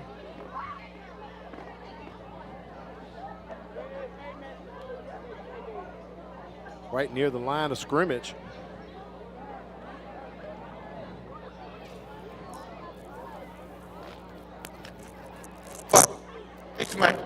On the defense. Defensive penalty, so that's 15. Automatic first down here coming up from Murphy, so we're not quite to the half just yet. 12 seconds remain on the game clock as the official's going to walk this one off.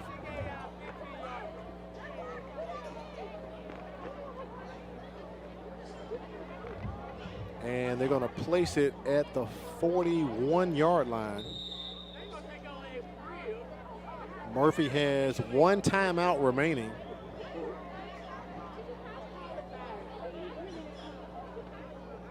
No receiver spread out for the Panthers, so you're thinking they're going to keep it on the ground. Let's see if there's some type of trickeration here. Play action, trying to get out to the sidelines. And the ball comes out. I believe he fumbled it out of bounds, but the clock continues to run 2-1. And we're going to hit halftime as the Panthers, they didn't give up, Corey. They fought to the end right there in the first half. Yeah, that's what you want to see. You want to see them not give up. And you want to talk about Sherman Williams, what he talks with at his team at the half. You just talk about continuing to fight one possession at a time. You're not going to be able to get 26 points back in one possession. Right. But there has been a lot of positive things go on for the Murphy Panthers, but even more positive things going on for the Matty T. Blount Leopards, especially within that 2-minute execution there of the 2-minute drill right before the half. That was a beautiful 82-yard drive they put together, started at their own 18-yard line. And as you called it, Corey, we're going to get to witness a 2-minute drill, and we saw it right there live in living color. They punched it in. Yeah, and the execution was there. They took advantage of no one being there in the hole to fill that gap and taking that long run right there to get them into the red zone and the goal line situation. And that's one of those that you want to prevent as a head coach. But again, credit the offensive line and credit the running back for finding that hole and being able to hit it, and for Blount getting on the board right before we go to half. Blount has been balanced in the air and on the ground. Can't wait to see the halftime stats to see how it parlays out, because, you know, Kevon Johnson, you talked about him having over 100 yards already in the first half. Speaking of Blount, let's check in with Kimberly Dunn and Ray Nelson. Coach Nelson, before the game, we talked about what your team needed to do in order to get the win, but you wanted them to play clean and good football. Do you feel like they've been able to do that so far tonight? For the most part, we played a polished game. Really disappointed in the penalties.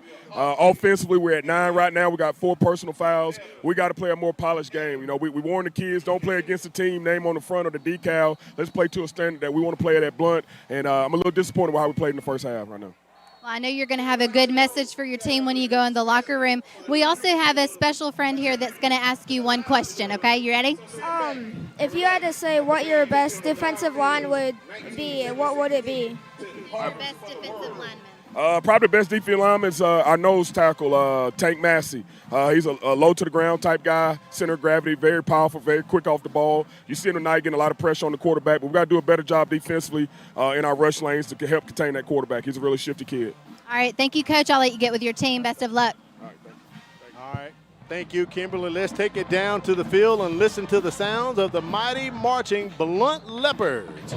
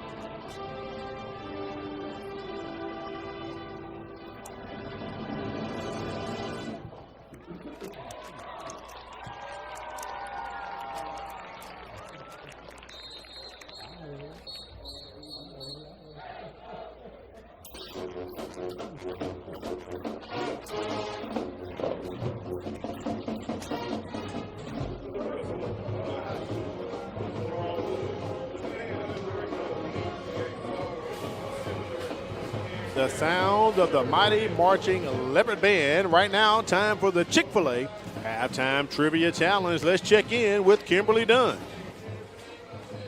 For this week's Chick-fil-A Trivia Challenge, and I have a very special guest with me who you may have seen just a moment ago when he asked our coach a question. Are you ready for the Chick-fil-A Trivia Challenge now? Yes. All right, so tell us your name and what school you go to. My name is Jameson, and I go to Barton Academy.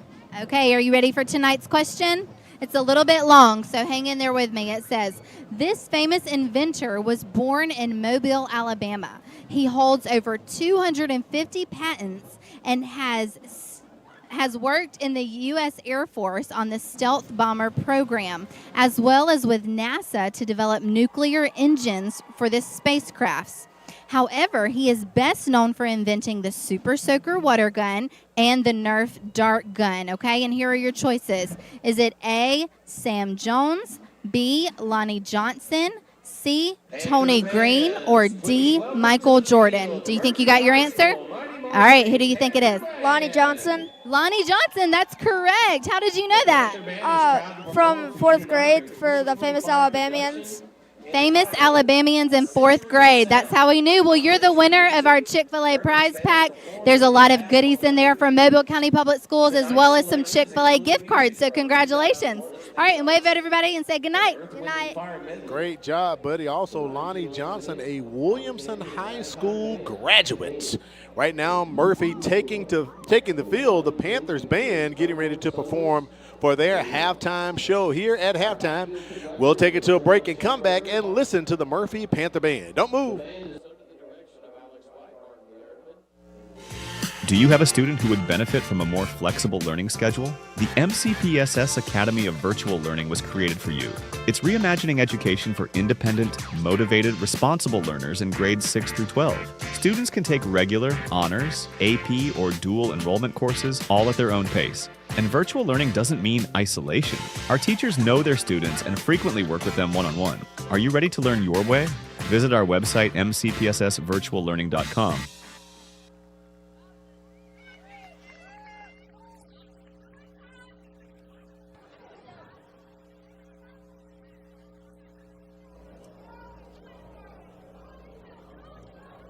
The mighty marching Panther Band.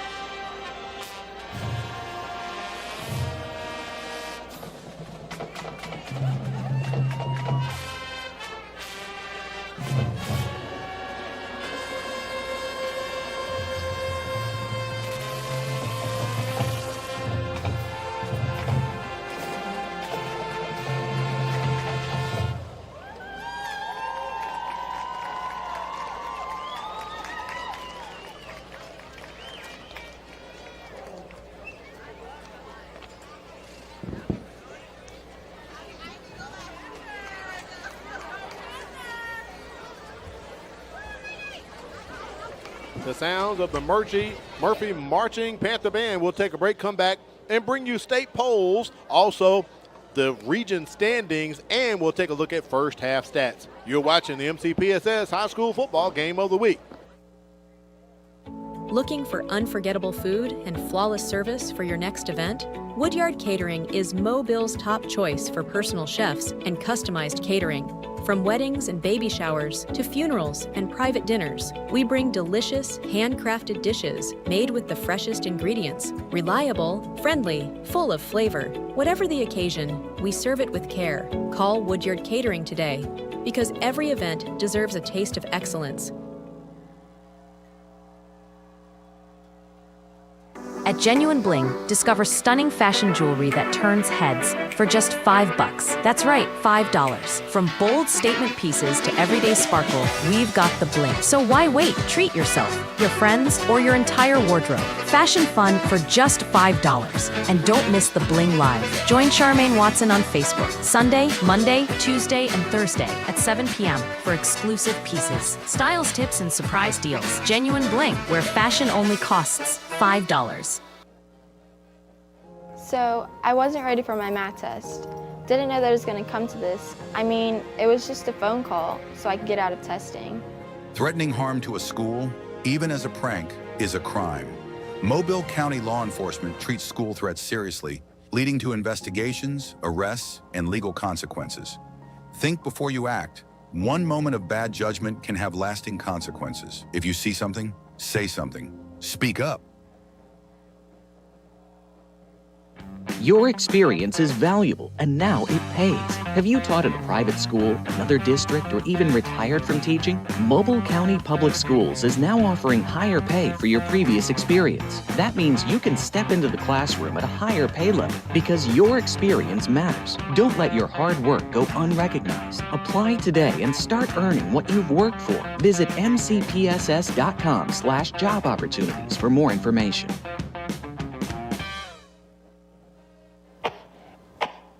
What's the matter, baby? You're not feeling good?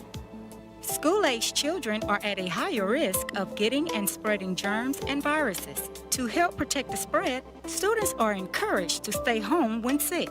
Parents, it's important for your child to remain at home at least 24 hours after they no longer have a fever of 100 degrees or higher without the use of medications.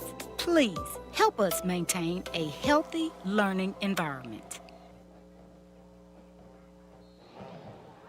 We welcome you into the broadcast booth as halftime is about to wrap up. Corey, let's take a look at the Alabama Sports Writers Association top 10 polls from the state, starting off in 5A. Viger still the #1 team in 5A, picked up 5 more first-place votes this week, with Catholic Montgomery and Central Clay both losing last week. The Williamson Lions leaped 2 spots to #3. They won last night. They beat Alberta. The last time the Lions were ranked this high, Corey, was week 1, August 24th, 2021. Yeah, it's been a little while, and Antonio Coleman definitely has a lot of veterans defensively on his squad. And to me, the best defense in the entire state of Alabama. Let's push it up to 6A. The top 3 teams here are the same from last week, with Saraland hanging on to that #3 spot. Muscle Shoals and Hartselle both move up 3 spots, as Spain Park, Pike Road, and Mountain Brook all lost last week. Speaking of losing, Spanish Fort falls out the top 10. They lost to Theodore last week, and St. Paul's picks up 6 votes just outside the top 10. Yeah, no surprises there when you look at that. 6A top 10. Saraland's always been a dominant force. St. Paul, Spanish Fort. We call that the SEC West, 6A Region 1. Great football being played. Lastly, the 7A poll. Central Phoenix City claims the top spot after Thompson loses a close one to Grayson, Georgia, 24-23, with Auburn falling to 8. Hoover moves up 1 spot to 3, and MGM still sitting at 6 after a close win over the Gulf Shores Dolphins last week. Baker picking up 4 votes. They're still on the outside looking in, Corey. Yeah, the Baker Hornets taking care of business tonight so far versus the Davidson Warriors. And you look at MGM and the solid path and foundation that Zach Golson has built. He's going to continue to improve, and they'll continue to climb in the rankings as well. All right, let's switch it over and take a look at some of the region standings in our area. Starting off in 5A, you have UMS Wright and Williamson pretty much undefeated. Williamson technically right now, no, that's 1-0. They played their first region game last night, 3-0 overall. Rain and UMS Wright playing right now. I believe UMS Wright is up in that ball game, and Viger and LaFleur playing tonight. Viger on top of LaFleur, and Faith Academy, I believe, edging out Citronelle right now. They are, and that would be a huge win that would for be. Gainey Sullivan. and the Faith Academy Rams. But again, 5A, 6A, so tough when you talk about their non-region contests. Correct. They always play one another. And again, 5A and 6A is always a logjam. Let's take a look at 6A Region 1. That's where we are tonight. We know Blount and Murphy are sitting at the bottom, so one of these teams will be 1-1 tonight. Gulf Shores traveling over to Saraland tonight, and we saw a good one going down. McGill and Theodore, what is 18-16, McGill on top right now. Yeah, close contest there as you're just really trying to get that huge win if you're Theodore and build off of the momentum that you had 1 week ago going on the road and upsetting Spanish Fort at the Hill, which is hard to do. So that one's definitely going to be a 4-quarter ball game between McGill and Theodore. All right, let's take a look at 7-8 Region 1. The big boys around here. We know Baker is hosting Davidson tonight. Baker on top of Davidson right now. MGM and Daphne, that's a good one going on over on the Trojans' home course. And I call that probably one of the best games in the area tonight with MGM and Daphne facing off. Former offensive coordinator Zach Golson returning to Daphne in the situation to where he's very familiar with Kenny King and that program. And those two programs, again, have had some great games over the last few years, and expect nothing different tonight. And Foley currently on top of Robertsdale. Robertsdale trying to pick up an area win. I'm sorry, a region win, but Foley coming off a loss last week. They want to get their first region win, so they're on top of Robertsdale right now. So look at the standings throughout the area. Almost time for the second half kickoff. Murphy is going to receive, as we said earlier. They had the ball at the end of the half and couldn't really do anything with it. So let's see what's going to take place now, see what Sherman Williams, and see if we had a chance with Kimberly Dunn, if she was able to speak with him, find out what he talked about with his kids at halftime. Down 26 points, Corey, as we start the third quarter. One possession at a time. Manny T. Blount wants to come away with the defensive stop to start the second half of action. And if you're Murphy, I talked about it on my checklist. You just want to find a way to continue to string around first downs. And you look at Blount defensively, they needed to go ahead and leap out early. They were able to do that. They need to create pressure. They have been able to do that. And finishing strong here in the third and fourth quarter is going to be important also. Murphy's got to do a better job of protecting the quarterback, limiting turnovers in the second half, and they have to have movement of the sticks. They're picking up first downs for Sherman Williams. We have not had any turnovers in the ball game so far tonight. When you talk about this game from a big name standpoint after this first down, I'll go ahead and talk more about it.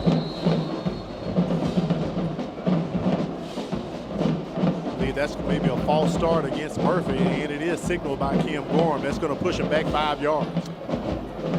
Jerome Woods, he had an opportunity to play high school football at Murphy High School, the current principal at Manny T. Blount High School. And you look across the sideline, Sherman Williams, first-year head coach of the Murphy Panthers, having a chance to coach against the team that he played on, his alma mater, winning a state championship for the legendary Hall of Famer Ben Harris. And I say this, guys, it must be nice to be able to pick up the phone as a first-year head coach and get advice from Gene Stallings, get advice from Dabo Sweeney, who was your teammate at Alabama, get advice from the Hall of Famer and legendary coach here in the state of Alabama, Ben Harris. That's a great Rolodex of information on how to handle this first-year position for Sherman Williams. All right, Murphy gets the 5 yards back. First and 10 from 32 now.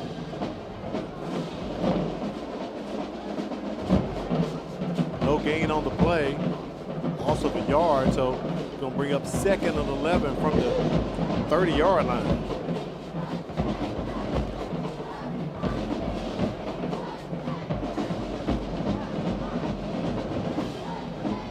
Second, and we'll call it officially 11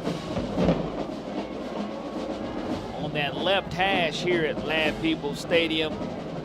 Got to have some quarterback protection here. Pressure on Carson, pressure on him as the Leopards attack. I believe that may be the 5th sack tonight. If not the 5th, would be the 6th. I believe it's the 5th one. More pressure on Carson. We talked about the inexperienced, the young line that Murphy has, and Carson gets up holding his left elbow.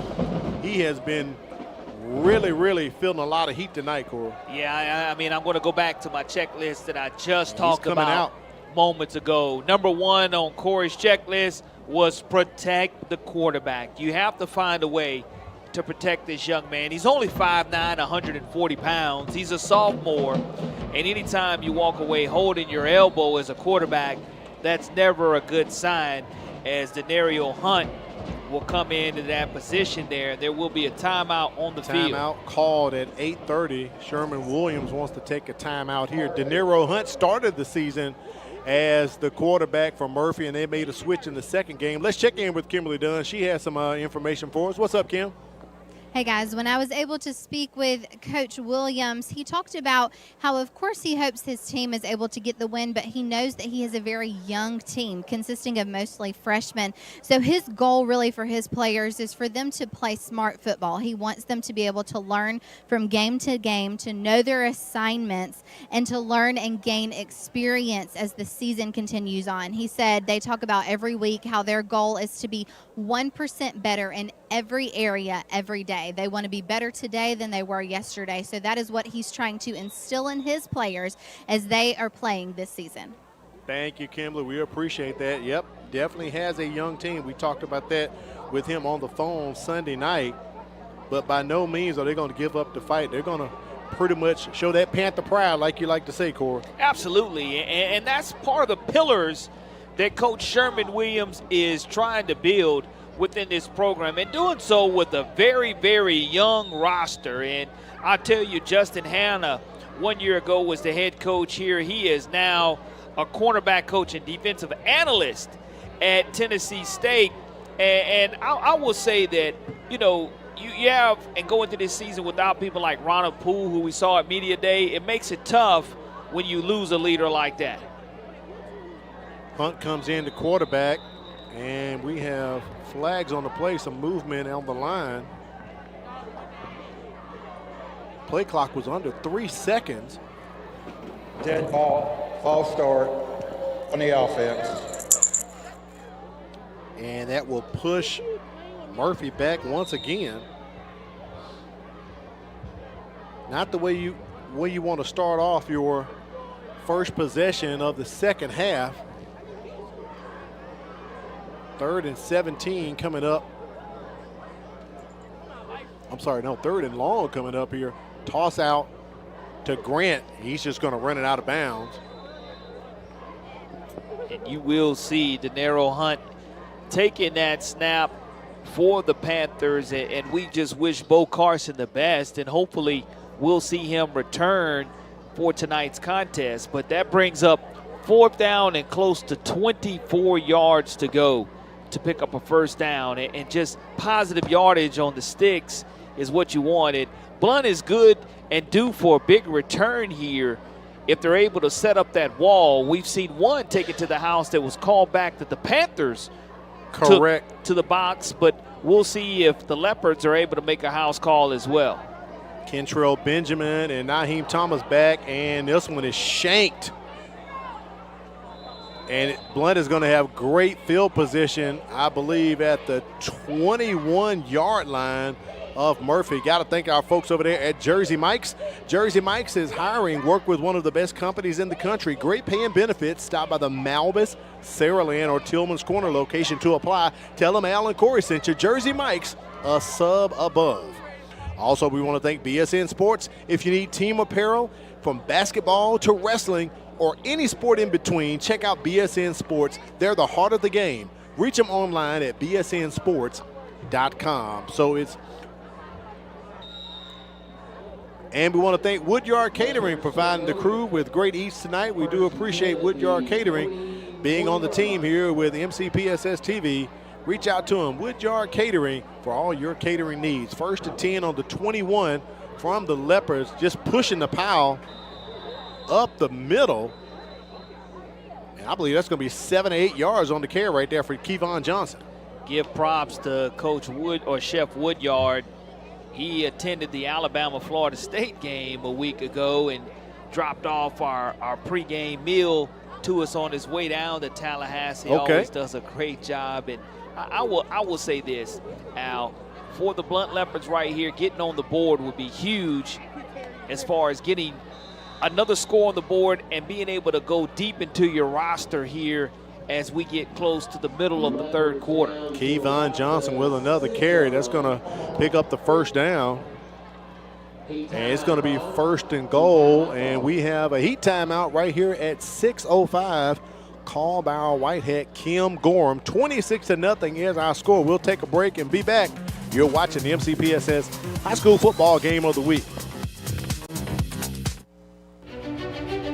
High school students, are you looking for a way to become a better leader? Then the Junior Officers Training Corps may be what you're seeking. If you would like to develop self-reliance, learn ways to be more responsible, and improve your communication skills, you can do that and more when you register for the Junior Officers Training Corps. The JROTC program is available to all high school students in Mobile County. JROTC, we build a better you. Thank you. You're welcome. Ayla, hi. Oh, hi, Sierra. How are you? Good. How are things? Things couldn't be better. What do you mean? Well, I just started this new job as a school teacher with the Mobile County Public Schools, and it has been a life changer. Great benefits, the hours are great, and great students. Just overall, it's a great opportunity. Oh, wow, that sounds great. Yeah. I'm going to look into that. You should. For more information, visit mcpss.com/job opportunities. First and goal for the Leopards. Play clock approaching 10 seconds here for Blount. Johnson goes into motion, and they give it to Ray Reese. He goes up the middle. Forward progress, I'm going to say right at the line of scrimmage, Corey. No gain on the play. Good job and good stoppage by this Murphy defense, not giving anything right up the gut. And that just means they're digging in the trenches, which is what you want to see. You want to see fight in the goal line situation. You want to see scrappiness. You want to see Blount have to use all 4 downs to try to get into the end zone and put 6 on the board. Reese still in the backfield. They go back to him again, right up the A-gap. He gets some yards this time, up to about the 2. Third and goal from the 2-yard line for the Leopards. Chase Poe, nose tackle, 5'8", 243 pounds, senior with the stop. Third down and goal to go on the 2-yard line. We saw them execute here and doing a great job in the 2-minute drill right on the 2 or 1 yard line to end the second quarter. See if they're able to do it again. Kevon Johnson picked up a 1-yard score. They go to Reese, and he gets it. Ray Reese with the 2-yard touchdown. Another touchdown for the Blount Leopards. 6 more on the board, and you get that deep in territory, you might as well strike up the band. You look at the instant replay, just being able to stay upright. Reese, 5'10", 185-pound senior, gets it to the end zone once again, and that was a 5-minute, 21-play drive. Therefore, 5 plays, 21 yards that was gained by the Leopards on that short field. Prowell's, and they increased their lead to 33-0. Prowell's kick is up and no good on the PAT, so our score 32-0. Blount all in control. Take a look at some guys who picked up some awards this past week at the Crichton Optimist Club Players of the Week. Now, one guy, he's out of eligibility right there. Oh, that's Corey LeBounty right there. Corey, who do we have pictured here from the Crichton Optimist Club? Well, you have left to right. It's going to be big offensive lineman from BC Rain, Devontae Coates. And you also have special teams kicker for the Theodore Bobcats, Noah Hernandez, next to him. And to my right is going to be a big defensive end for the Williamson Lions, 6'5", Dante Bush. And then you have his teammate Ellis McGaskin, the defensive back of the week, and Jason Todd there from Mobile Christian, 500 total yards of offense. But 4 out of our 5 winners for the Crichton Optimist Club Player of the Week come right here from the MCPSS. So congratulations to them and their entire team and coaching staff as well. Out of week 1, we had a full clean sweep, Corey. I remember that picture from last week. So great look right there for the Mobile County Public Schools at the Crichton Optimist Club. And they're a great group. Onside kick. I like the little touch Prowell gave it. The only issue was none of his teammates got to the ball, Corey. Yeah, I mean, it's a good idea. That's the second onside kick we've seen. So what it has done is for Blount's upcoming opponents, it puts something on film from a special teams aspect that you better pay attention to, because if you do not, they are going to catch you slipping and be able to recover one of these onside kicks, Al. But with 4:10 remaining here in the third quarter, 32-0 our score. And with the backup quarterback in the contest, Sherman Williams made the swap about a week and a half ago. Right, to he brought in Bo Carson. Now he's going to have to go back to De Niro Hunt with Carson going out and Hunt still in the ball game. So hopefully Carson's okay with that elbow. I believe Kimberly is under the tent trying to get some information for us on that injury. 1st and 10 at the 50-yard line for the Panthers. Man in motion. No receivers, and they're going to run it right up the middle. Quincy Grant with the carry, picks up about 3, takes Murphy to 2nd down. Popping of the pads is what you're starting to hear a lot of. And Murphy picking up positive yardage on 1st down. That's exactly what you want to see. And we've had our first cramp of the night hit us here, as we will have an official timeout for a cramp on the field. I don't know if that's Chris Leatherwood or not. I believe it is. Looks like number 1, so Leatherwood down. 3:12. We'll take an injury timeout as well. Don't move. We'll be right back. Did you know that missing 2 days of school per month has a negative effect on student achievement? And that chronic absenteeism is negatively impacting 1 out of every 10 Alabama students. Studies show students who are chronically absent are more likely to drop out of school. For every 1 day your child is absent from school, it takes 3 days for them to catch up. So if I am not sick, make sure I'm at school, because missing school means missing out. A teacher is one of the biggest investors in a community. They impact the lives of those we value the most. Teachers share knowledge which helps shape and mold our future leaders. Teachers show direction and help build a sense of purpose. Are you ready to make a change? For more information on teaching opportunities, teacher incentives, or to apply with the Mobile County Public Schools, log on to www.mcpss.com.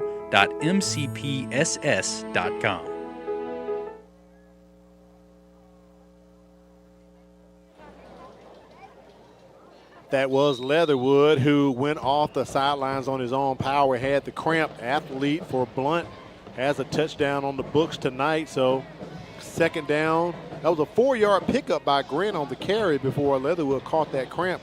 As you said, Corey, positive movement from the Panthers. That's what you want to do.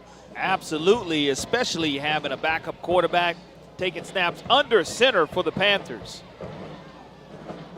Back to Grant they go, and runs right into his own teammate, the big fella, number 57 for Murphy, offensive lineman. Now money down is what we call this, Al. You're in a situation to where you're— Correction, 52, Jacody Merity. You're right, money down, Corey, my bad. 3rd and long now upcoming for Murphy. And you were able to get that positive yardage on 1st down. You want to find a way to continue to try to get positive yardage here on 3rd down and have the clock continue to run and move the sticks to keep your defense fresh on the sidelines. 1 yard loss on the play, ball on the 47. And Hunt goes down as he is sacked by Blount. I think that may be our 6th sack of the night. The Leopards all in the backfield of the Panthers. Cam Lang once again with another sack coming from his star linebacker position, untouched. 5'9", 154-pound senior makes a huge stop for the Leopards, bringing up 4th and 14 yards to go for the Murphy Panthers. Back to receive the punt, Kentrell Benjamin and Naheem Thomas. High snap, but Allen gets it off. Nice punt. Benjamin going to grab it at about the 21, and he is wrapped up. Let's check in with Kimberly Dunn. She does have an injury update for us. What do you have, Kim? I was able to catch up with the quarterback for the Murphy Panthers, and he does have an elbow injury. He said he's just in a lot of pain. He kept falling on that same elbow every single play, so he will be out for the rest of the game. Appreciate that. Well, Corey, it didn't help that he probably was falling upon by a few leopards a few times. That didn't help it at all. Yeah, I mean, anytime you hit the ground or have been sacked numerous times, that's one of the things coming in. Just a young offensive line. Yeah. Again, I don't know of another varsity team in the entire state of Alabama that starts 3 freshman offensive line, and they're going to get better as the season and as time progresses. You better believe that. Blount has made the quarterback change and running back change as well. Tyson Burkett in at quarterback now, and Jordan Delaney with the carry. So it looks like Blount is now going deep on the roster, Corey. Burkett, 6'4", 200-pound sophomore quarterback as well, has only attempted 1 pass this season. So as you have depth that is upcoming for the Blount Leopards, they'll get an opportunity to get some valuable reps here in the third quarter as it gets ready to come to a close. And you know what that means. It's time for our Game of the Week Brain Buster. We like to put it up between the third and the fourth quarter, and we'll take a look and see what we have in store tonight. All right, Corey, here we go. Between 1987 and 1993, Mobile was represented by at least one area school in a state championship game. How many combined appearances did Blount and Murphy have during this period? Was it 2, 3, 4, or 5? And Corey, week 3, you still got you some multiple choice, buddy. I love the multiple choice. Love the multiple choice, and wherever you're watching from at home, you can chime in on Facebook or YouTube as well and give me what you think your best guess for me to pick is. And also let us know where you're watching us at. We'll give you a shout out as well. Between 1987 and 1993, Mobile was represented by at least one area school in the state championship game. How many combined appearances did Blount and Murphy have during this period? A2, B3, C4, or D5? We'll reveal that answer coming up shortly inside of the fourth quarter. Blount on top 32-0. Corey, if you're Sherman Williams, what are you thinking about? What are you talking about with your team right here? You want to build on the momentum of just finding a way to get stops, and that's what's going to be critical here because, again, you have already given up 32 points. So when you're looking at finding a way to get Blount off of the field, that's what's going to be most important. Finding a way for your defense to have some momentum going into next week's contest. And you look at next week, Manatee Blount will be with a bye. They have a bye before they take on Gulf Shores. I believe we may be ready for play here. And they've reset the play clock. All right, here we go. Burkett still in the backfield. Look like most of the starters are pretty much getting the rest here for the Leopards, up 32 points. They go back to Delaney, and boy, he's going behind a big guard, 40 up to the 50 inside of Murphy Panther territory.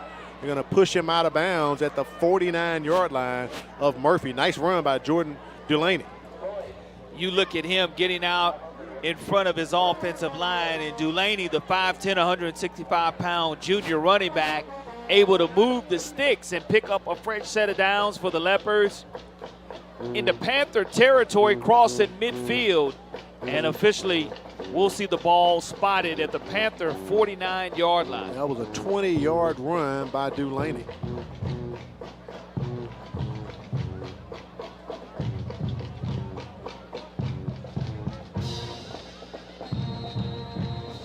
And whistles, flag on the play. Maybe some movement on the line. Dead ball, delay game on the offense. Don't know if Apparently Tyson Burkett and the crew took up too much time, so that'll push Blount back 5 yards. Place it at the 46-yard line of the Leopards. So 1st and 15 coming up here.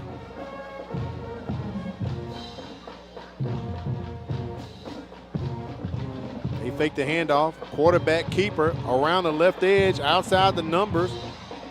Burkett lumbering and picks up that 1st down for the Leopards as he goes out of bounds. Yeah, Burkett with those long strides, and looks like we may have a penalty flag on the field. Holding, it's coming back. Leopards shoot themselves in the foot, flag thrown right there at the midfield stripe. Holding on the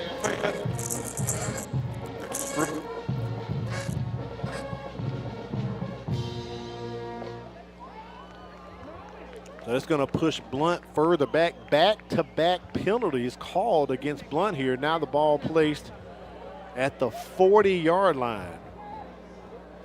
So it's going to be 2nd down and 21 to go here for Blount.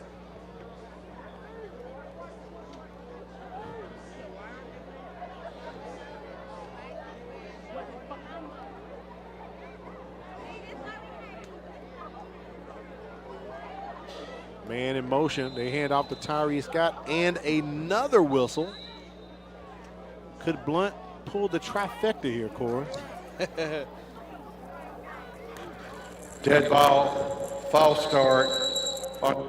And they do. So back-to-back penalties against the Leopard. Would not surprise me if Ray Nelson calls a timeout and brings the kids to the sidelines and have a little talk, calm them down.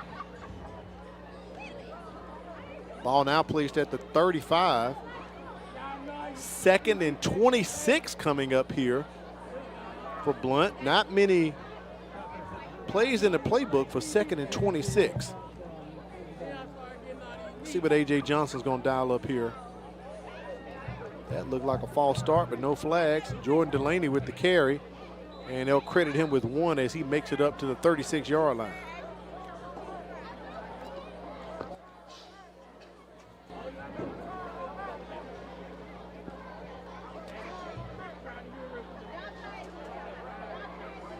Blount taking their time. No need to rush here on top, 32-0 all over Murphy. As I said in the open, Murphy and Blount pretty much almost in the same boat in a lot of things. Panthers haven't had a winning season since 2019 when they went 6-5 under Rico Jackson. And they haven't hit double digits since 2008. I think you might remember this name, Corey. Ron Lee was the coach. Pass incomplete. Burkett shows the arm.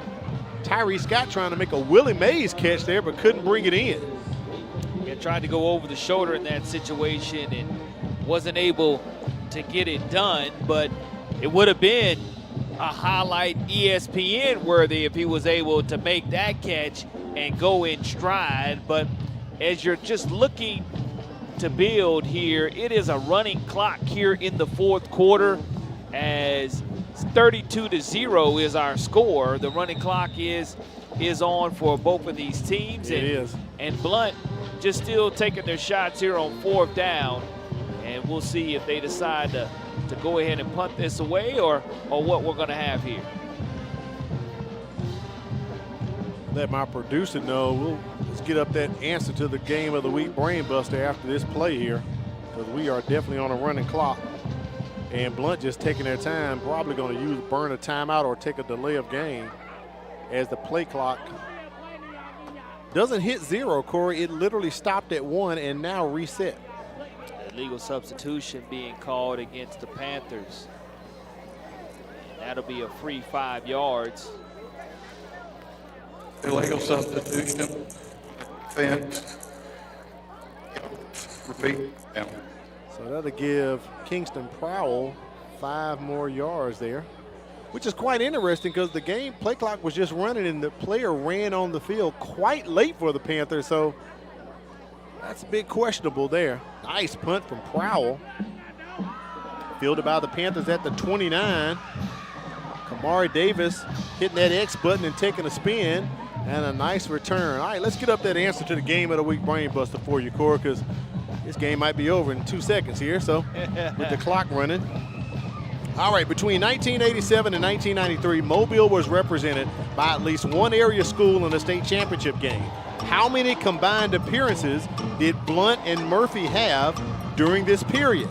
A2, B3, C4, or D5? Keyword is combined. Combined is the key word. Murphy in the late 80s, early 90s was really solid, making it to the state championship game but not winning. Blount made state championship appearances too with Coach Harris. Yeah. I wanted to go on the low side with B, but I remember how good Murphy used to be and how good Blount was until they finally won one. So I'm going to go with D5. D5. He doesn't go with C4. He likes C. His name is Corey. We'll get Miss Renee to hit the button for us here and reveal the answer for us. And that answer, Corey, is D. You are correct. Blount went from 1990 to 1992 back to back to back. They won 2 out of 3, and Murphy went back to back in 1989 and 1990, Corey. So good job. You did your research there. But think about this. It started in 87 with Viger, and it ended in 1993 with St. Paul's. We had at least one team in the state championship game for that many years, Corey. That's unreal. There's no doubt in my mind that the best football per capita in the entire state of Alabama is played right here in the Mobile-Baldwin County area. And for Murphy and Blount to be as historically dominant as they were in the 80s and 90s and be able to push out NFL first-round draft picks and future stars that we watched on Saturdays after their collegiate Friday Night Lights days, and then guys that we watched on Sunday get their name called as well. I mean, I go back and I think back to Keith McCants in the mid-'80s, and then you go and you talk about Sherman Williams and Damian Craig and those guys that just got it done and set the foundation for Ben Harris. You know, it's got to just be a tremendous experience for Sherman Williams to get his first head coaching opportunity. And I'm telling you, folks, Sherman Williams will build a pillar right here with these freshmen. And he will build a foundation that Murphy can continue to get better upon. Oh, yeah. It's a foundation. You got to start. We know that a lot of this was already there when he got there. So he just has to build on it and put his touch on it and grow those numbers from, 45 to 50 players on up to 60, 65. When you're playing 6A ball, you need at least 60, 70 kids on your team. And I will say this, if you look at the numbers by years for Murphy, it's changed. I mean, this is a school that once had roughing the passer on the defense. Over 3,000 students from a student body standpoint. And now you go from 3,000 students to an enrollment of, right around 943 in enrollment for grades 9 through 11. I mean, that's a tremendous loss in your pool talent of athletes. And I know Sherman Williams will continue to shake the halls, find great guys that are going to do it his way, and he's going to be able to build a great culture there at Murphy. 1st and 10 for the Panthers after that penalty of roughing the passer. They're in Blount territory at the 46. Hunt hauls back and unloads, trying to connect with the receiver. Chris Leatherwood back in the ball game. Pass incomplete. And we do have another flag on the play. 32-0 our score with 4:24 remaining in the roughing the fourth passer quarter. on the defense.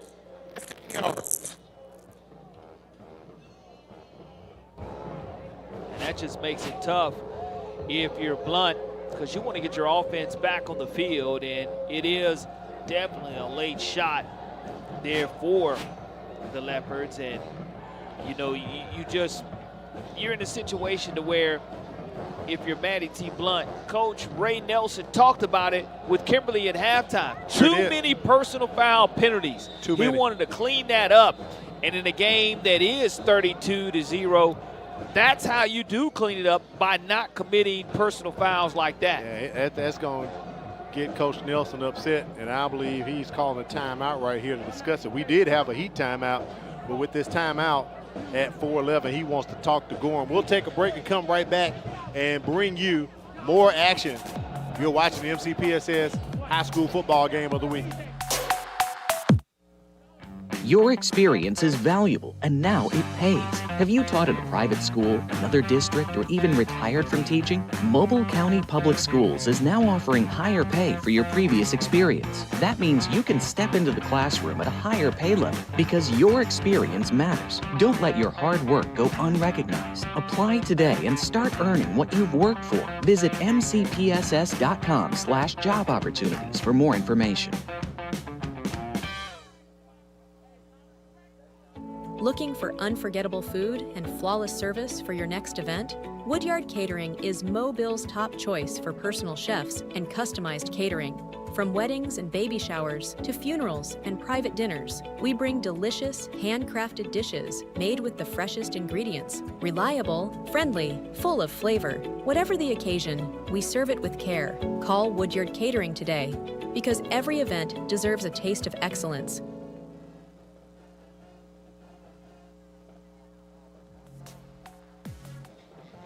First and 10 coming up here for the Panthers. Ball on the 31-yard line.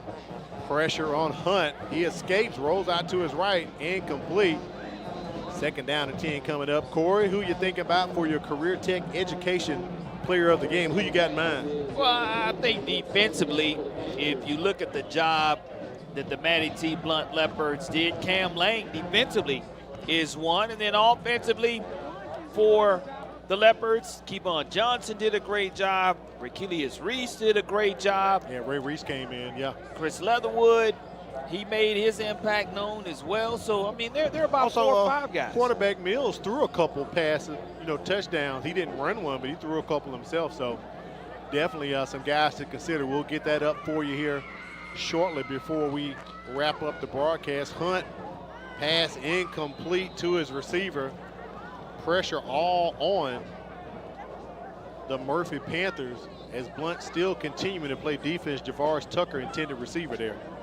Third down, 10 yards to go now for the Murphy Panthers with under 3 minutes remaining on this running clock here in the fourth quarter.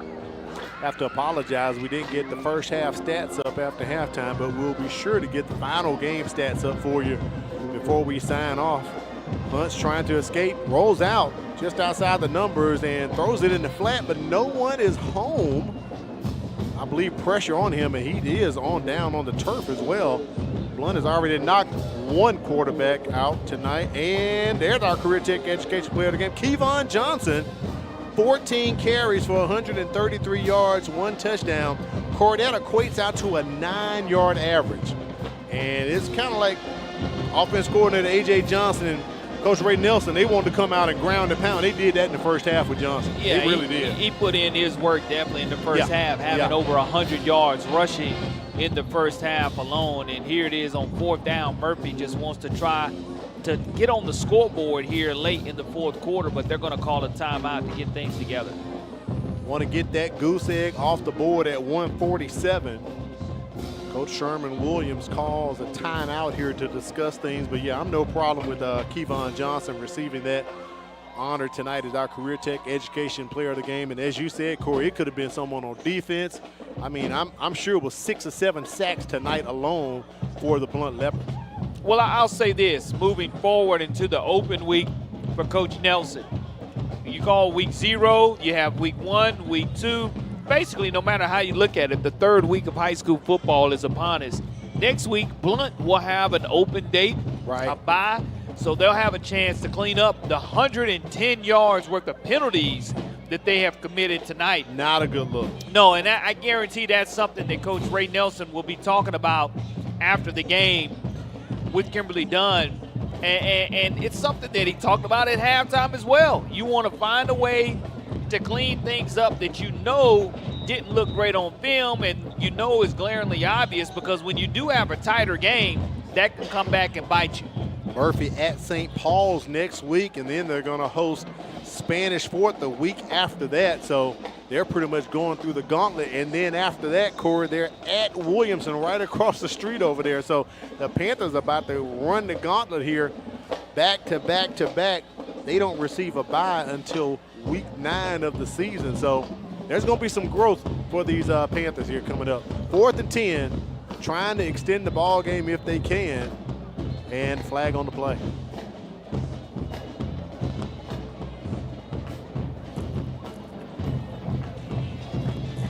Dead ball, false start on the offense. That has to irritate the coaches. After a timeout, you commit a penalty, and a dead ball penalty at that. Well, you know, when you have an inexperienced quarterback and you also have a young offensive line, that's something that they're going to look at on film and learn from as well. Right. And 4th down and 15 yards to go. Al, you talked about the 5 combined state championship appearances. How about Matty T. Blount having 11 NFL players and 17 for Murphy? Our first turnover of the night comes at 39 seconds remaining in the contest. Interception on the play. Kanye Hunt picks off De Niro Hunt, and he went barreling out of control, Corey, as they were trying to tackle him. Take a look at the replay right here. Appreciate it, Charles. He just drops into coverage and picks it off. Big D lineman, defensive end's dream. And he's just Deboing kids down there. David Kennedy, unfortunately, had to take the brunt of that hit there.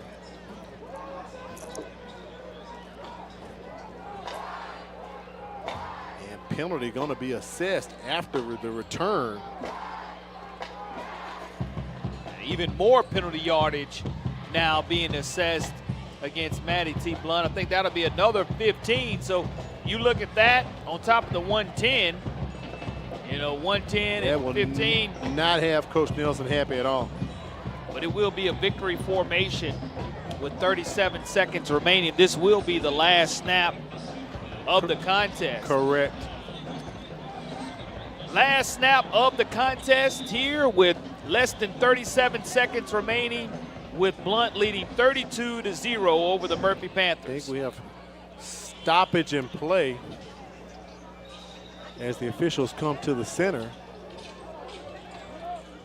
And I believe pretty much they're just going to call it. And Kim Gorham has done that. He has signaled game is over, not even allowing Blount to run the last play as they send both teams to the sidelines, Corey. As the clock continues to run with 14 seconds here, that is our ball game. Blount wins 32-0 as the officials may have recognized something, then saw something on the field we weren't aware of, but they're going to call a game right there at that point. A dominating performance tonight, not only from the offense, but the defense as well for the Blount Leopards. Yeah, without question. You look at the beginning of the game on my checklist of what needed to be done for the Leopards to have success. They needed to create pressure defensively. Check that box. They need to leap out early. Check that box. They need to finish strong. Check that box as well. And for the Murphy Panthers, they just weren't able to protect the quarterback. Yeah. As one gets hurt, and Carson, we wish him the best, and they needed to limit the turnovers. We really didn't see him turn the football over, so they were able to do that. That's correct. But they had to move those sticks, and I think they wound up with negative yardage total offensively, and that becomes tough on you. And again, Murphy, a very young squad. It is. But it is a much-needed and a much-anticipated win for Coach Ramon Wilson. We call him Ray Nelson. And you have a situation for Blount. You try to move forward into your bye week with a win and momentum. That's huge. And get that nasty taste of losing out of your mouth. We'll get those final stats up for you momentarily. Murphy had their opportunity. They had situations where we saw them get some really good field position, but then they shot themselves in the foot over and over again. A couple times they started backed up in their own end zone, Corey. Just could not get first downs tonight. Right now, let's take it down. The winning coach gets his first win of the season. It's Ray Nelson with Kimberly Dunn. Coach Nelson, congratulations on your first win of the season, this being a region win. How are you feeling right now with your team? We feel good. You know, I'm proud of the kids and the coaches earning this victory. They worked hard this week of practice. They deserve it. You know, these kids been busting their tails since June 1st. So it's a big win. Hopefully it's some momentum for us. We're going to a bye week, and we got Gulf Shores for a second region game coming out after this. But, you know, congratulations to those kids, the bands, the fans, this community that support us all week long. Absolutely, and I know that you've talked about all season that you're always looking ahead to the next game. So what adjustments are you going to be making in preparation for the rest of this season? Well, we'll watch the film. You know, we took notes. Again, too many penalties, 6 more penalties in the second half, a couple of personal fouls right there at the end. We got to play more polished. We got to be better in our operation, getting on and off the field, no delay of games. But we'll look at the film, and hopefully we can bounce back and prepare for Gulf Shores the next game. All right, Coach, I'll let you go celebrate with your team. Congratulations. Thanks, Kimberly. You're right about that, Corey. Got to work on those penalties for Blount tonight. 13 for 145 yards. As you predicted, negative total yards for the Panthers, negative 90 tonight. Not a good look at all. Well, you look at the negative yardage, but more so like Coach Nelson talked about, the 13 penalties for 145 yards. And Murphy, they just want to find a way to establish some type of momentum moving forward. Again, 6A Region 1 is not one for the weary, but credit this tough Blount defense holding them to negative yardage total in the game. I'll be honest with you, I've never seen or called a game. I've seen minus 10, but I have never seen a negative 90 for a total yardage from an offensive standpoint. Good job on the ground for Blount tonight. Almost 200 yards on the ground. We know 133 of that came alone from Kevon Johnson. Also a big shout out to our statisticians, Matt Moore and China Powell, for crunching the numbers. All right, next week we're going up Highway 45. Corey likes to say they locked the gates up there. It's going to be a good ball game. 5A Region 1, Williamson taking on Citronelle. Make sure you join us at 6:50 for the pregame. For Kimberly Dunn and Corey Bounty, I'm Al Whedon, thanking you for joining us. Blount is off the schneid. They're 1-2. They get the win, shutting out Murphy 32-0. Have yourself a great weekend.